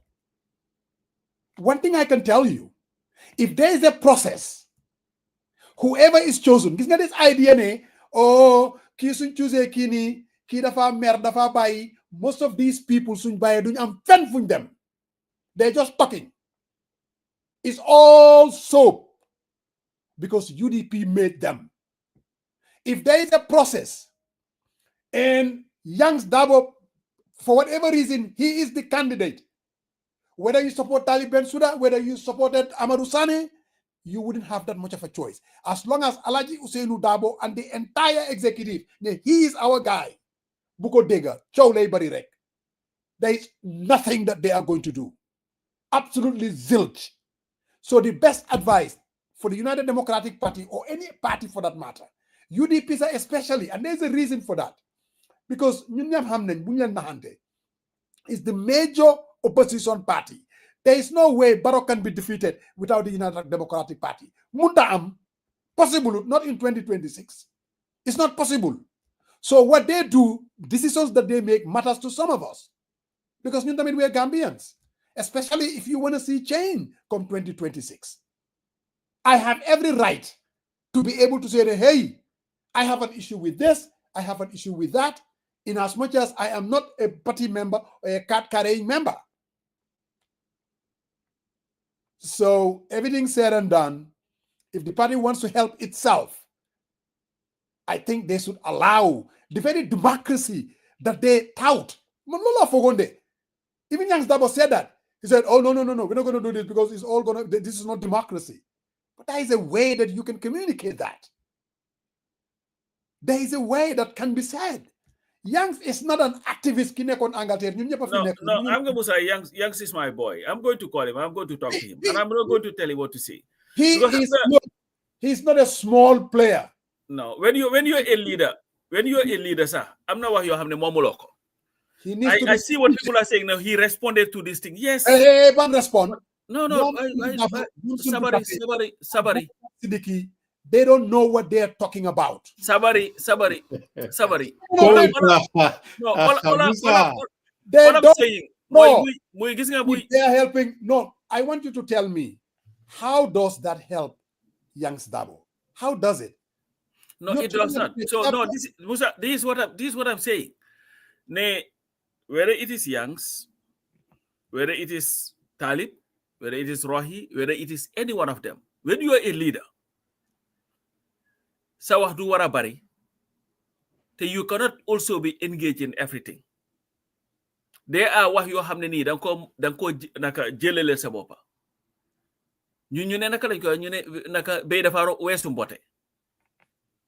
You know, because when you are now a national leader, don't look at yourself as a coach who is just ranting. No, it's a different thing. That doesn't mean that you are beyond anybody, but you have to be able to take your time, measure your words. Before you see, not everything that is true should or can be said. You feel just because you feel that it's true, it has to be said, does not always mean that it has to be said. Man, I can go crazy because that's me. You always do. I'm not beholden to. No, we have the luxury to go crazy. We can, yeah. You know, I mean, it's just common sense. Yeah, but you know, even woman sa ne sa wax dafa wara tuti so waxe dafa wara elok sa place. When you speak, I am telling you, because there are a lot of people listening. Rohi Malik Lo, that interview, there are a lot of things that she said. She shouldn't say it. Seriously. I don't see how that would help Rohi Malik Lo or the United Democratic Party either. I don't see it. Everything that she said hurt the party. Youngs Dabo coming out there with that pronouncement doesn't help Youngs and doesn't help the party. Talib Bensouda, the response that he did, I believe, because what he demonstrated was a unifying message. It's about maturity. There are ways that you have to speak at this crucial time. And I think they should, all of them should demonstrate that. Because no, they need to take mom. They need to take. You'll be hearing this thing now against the 20. Until the unity selects a candidate, you'll be hearing people coming from left field. But I don't think it's going to help in the long run. Musa, I listened to you guys carefully, and I think we all agree. And I think Suntu, you mentioned his name, and I must. And what he's writing here, I think it's totally out of bound, and you should be condemned too, Suntu. And I'm not. You want this debate to be end up with calling it adjectives and stuff, is you are disingenuous. I mean, we have the right to call Yankuba out. And I think Dudu Jaune, the definition of that Mandinka phobia, I think that's subjective. And I think that's why we are speaking and we're pushing against that mentality. What is Mandinka phobia? You think I don't know? But it's not true. That's what I'm trying to tell you. Safariman Singate, what is he? Sadado Jawara, who is he? You got Jamme, now you have Barrow. So if you are saying they are trying to push Mandinkas from a leadership position, who can? Because we got presidents who are bona fide, who claim to be from the Mandinka tribe. But if we continue to have this path, we mirror this whole conversation into just about tribe. It's a self-defeating prophecy. And you, Suntu, of all people, when people say left, you say right, and you think you're right on these pronouncements, it's wrong. It's definitely wrong. What incendiary? He could have given a message to say, guys, let's bring this to order, because he's a chairman of the biggest municipality. That's what I expect from him, especially a lawyer. I mean, let's call a spade, man. You are here trying to tell us, justify, he's respond. Why didn't you respond, you Suntu Ture? Why didn't you respond? I mean, come on, Musa. This is the nonsense they keep saying. You cannot justify. If you go in there and say stuff, you are putting fuel on fire. We're not trying to go that route. That's what we're doing. But you come here justifying, he's responding to an incendiary comment from who? Should Yankuba respond to Yunus Hydra? Should he respond to Namana Keta? We expect something bigger. And it's just totally uncalled for. We all need to calm down. This is one family. I understand. People will have slight disagreement. But I think at the end of the day, let's take with issues. There's a lot of people, capable people within.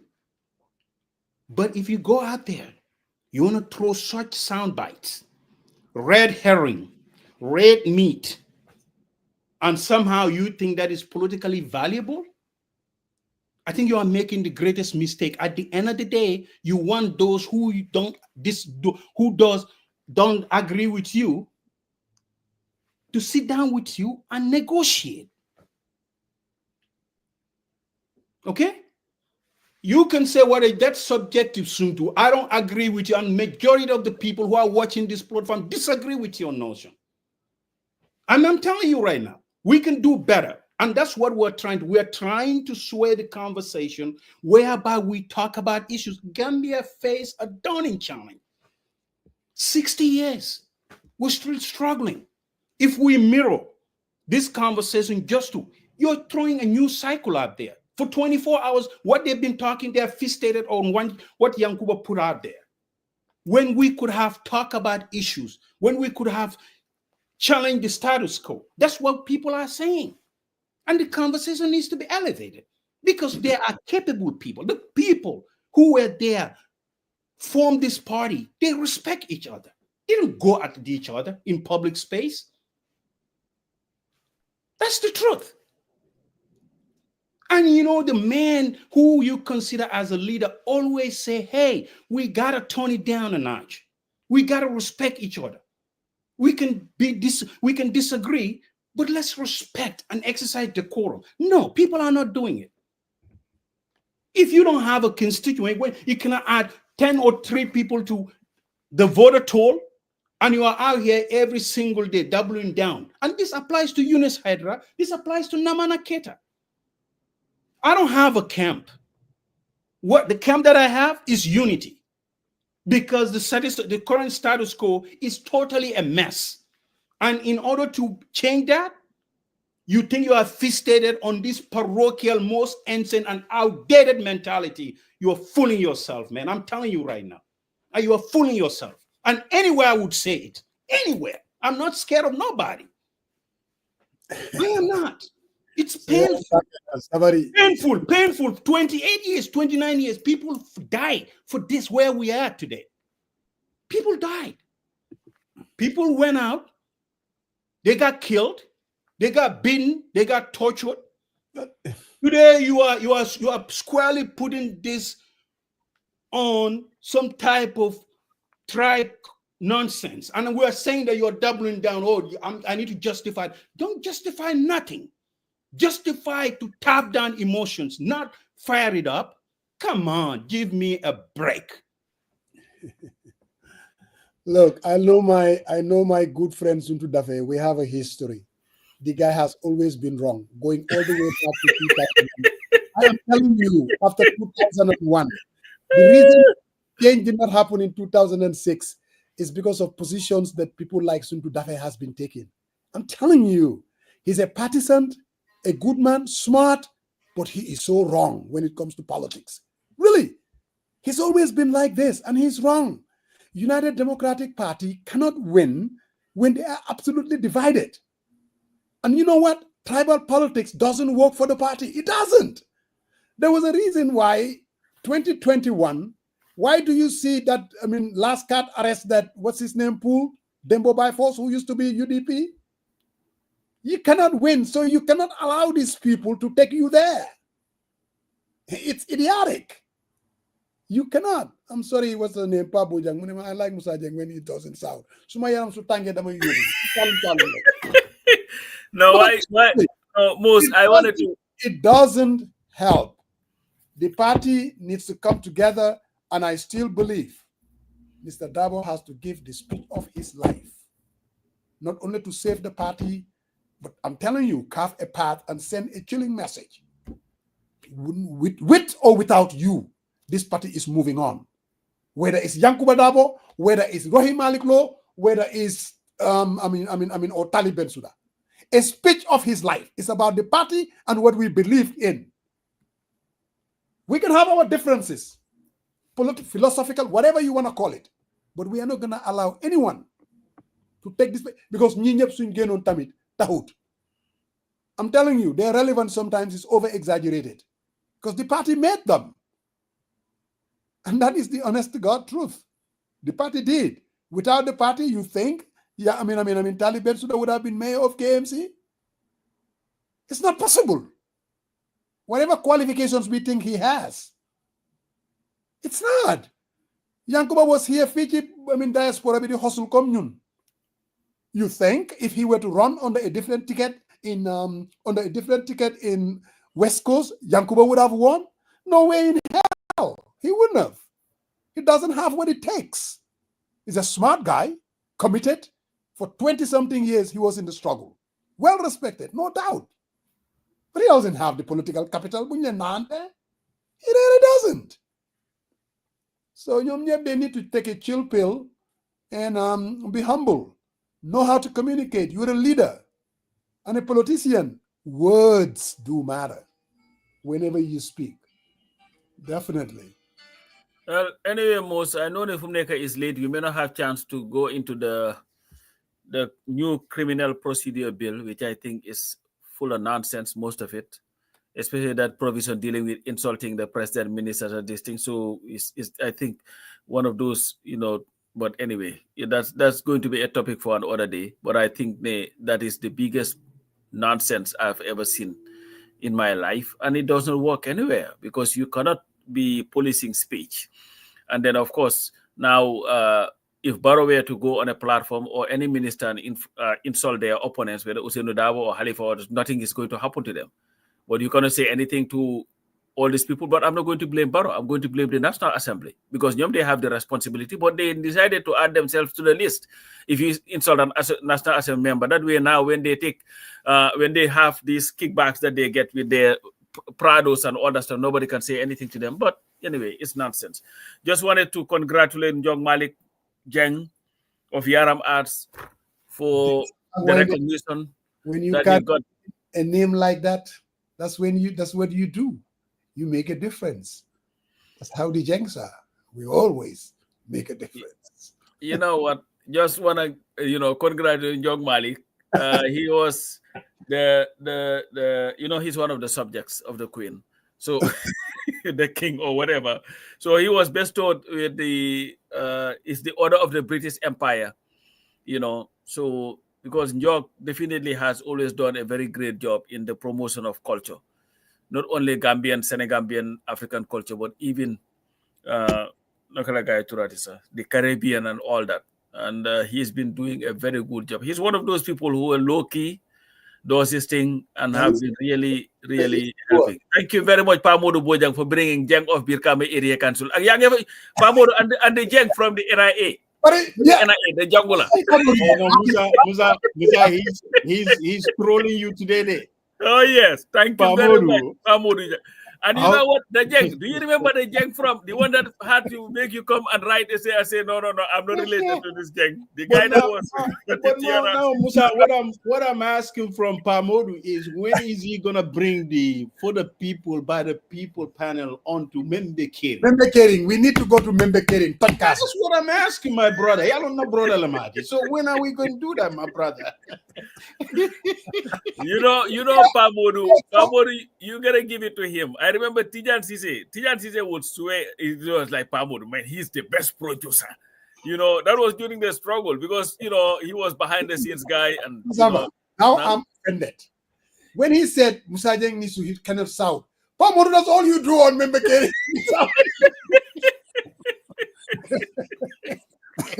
One day Musa, him and Dr. When I did. I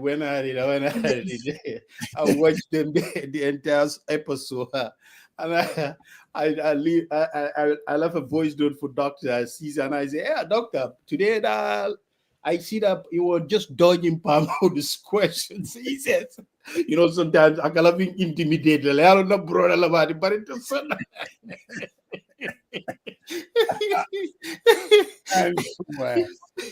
You gotta watch him and Dr. Man. They go at it, huh? By the people, he was here years ago. We brought him here. I think we need to bring Pamodu again. Yes. Yes. Yes. Because 2026 is getting close there. We have to look, but he's fair and balanced there. He doesn't take sides, especially these issues. He say it as it is, Musa, and that's what we need. You know what? It is very important for us to be not only honest but courageous. Yeah. Sometimes we're not very courageous. Yeah. You know what I mean? We don't want to say something because it's going to offend somebody, even if it means hurting the party or the individual. Courage is important. Correctness. Yes, but you also, words do matter. Courageous, you can do it, but at least with a little bit of respect and know exactly how you say. But anyway, what the hell do we know? I think you are very fair today. Always. Yes, you are very fair, and you spoke from the heart. And Professor, why not okay, you're like 100%? because I knew ne hamga what surwa call danka fananal. This one. No, I'm just tired. I'm tired of the petty squabbles, Musa. I think we need to focus, and that is my focus. That's what my goal is, overall goal. I have no camp. I have nothing. What I have is I listen to people struggling daily, and the status quo is not sustainable. Yes. Driving and going off this tangent, and for 2 days you cannot even watch, Facebook. It's all about nonsense stuff that's not going to create. You're doing a disservice to someone in Koina or in somewhere in Fonyi, the rural area, who can just do something for themselves. So, I mean, you were saying we want to succeed. Put policies and programs in place, articulate them, that you're going to convince the opposing side to come to your team. And that's what I am focused on, nothing else. Thank you. Absolutely. I know that. So, Lamin Tarawale, you should also include Suntu Debe. He got 22%. No, he got 0%, not 22. 0%. I zero. Suntu has 0. Yeah, 0. Absolutely 0. But anyway, guys. All right, man. Next Sunday, inshallah. Thank you, guys. Inshallah. All right, appreciate you.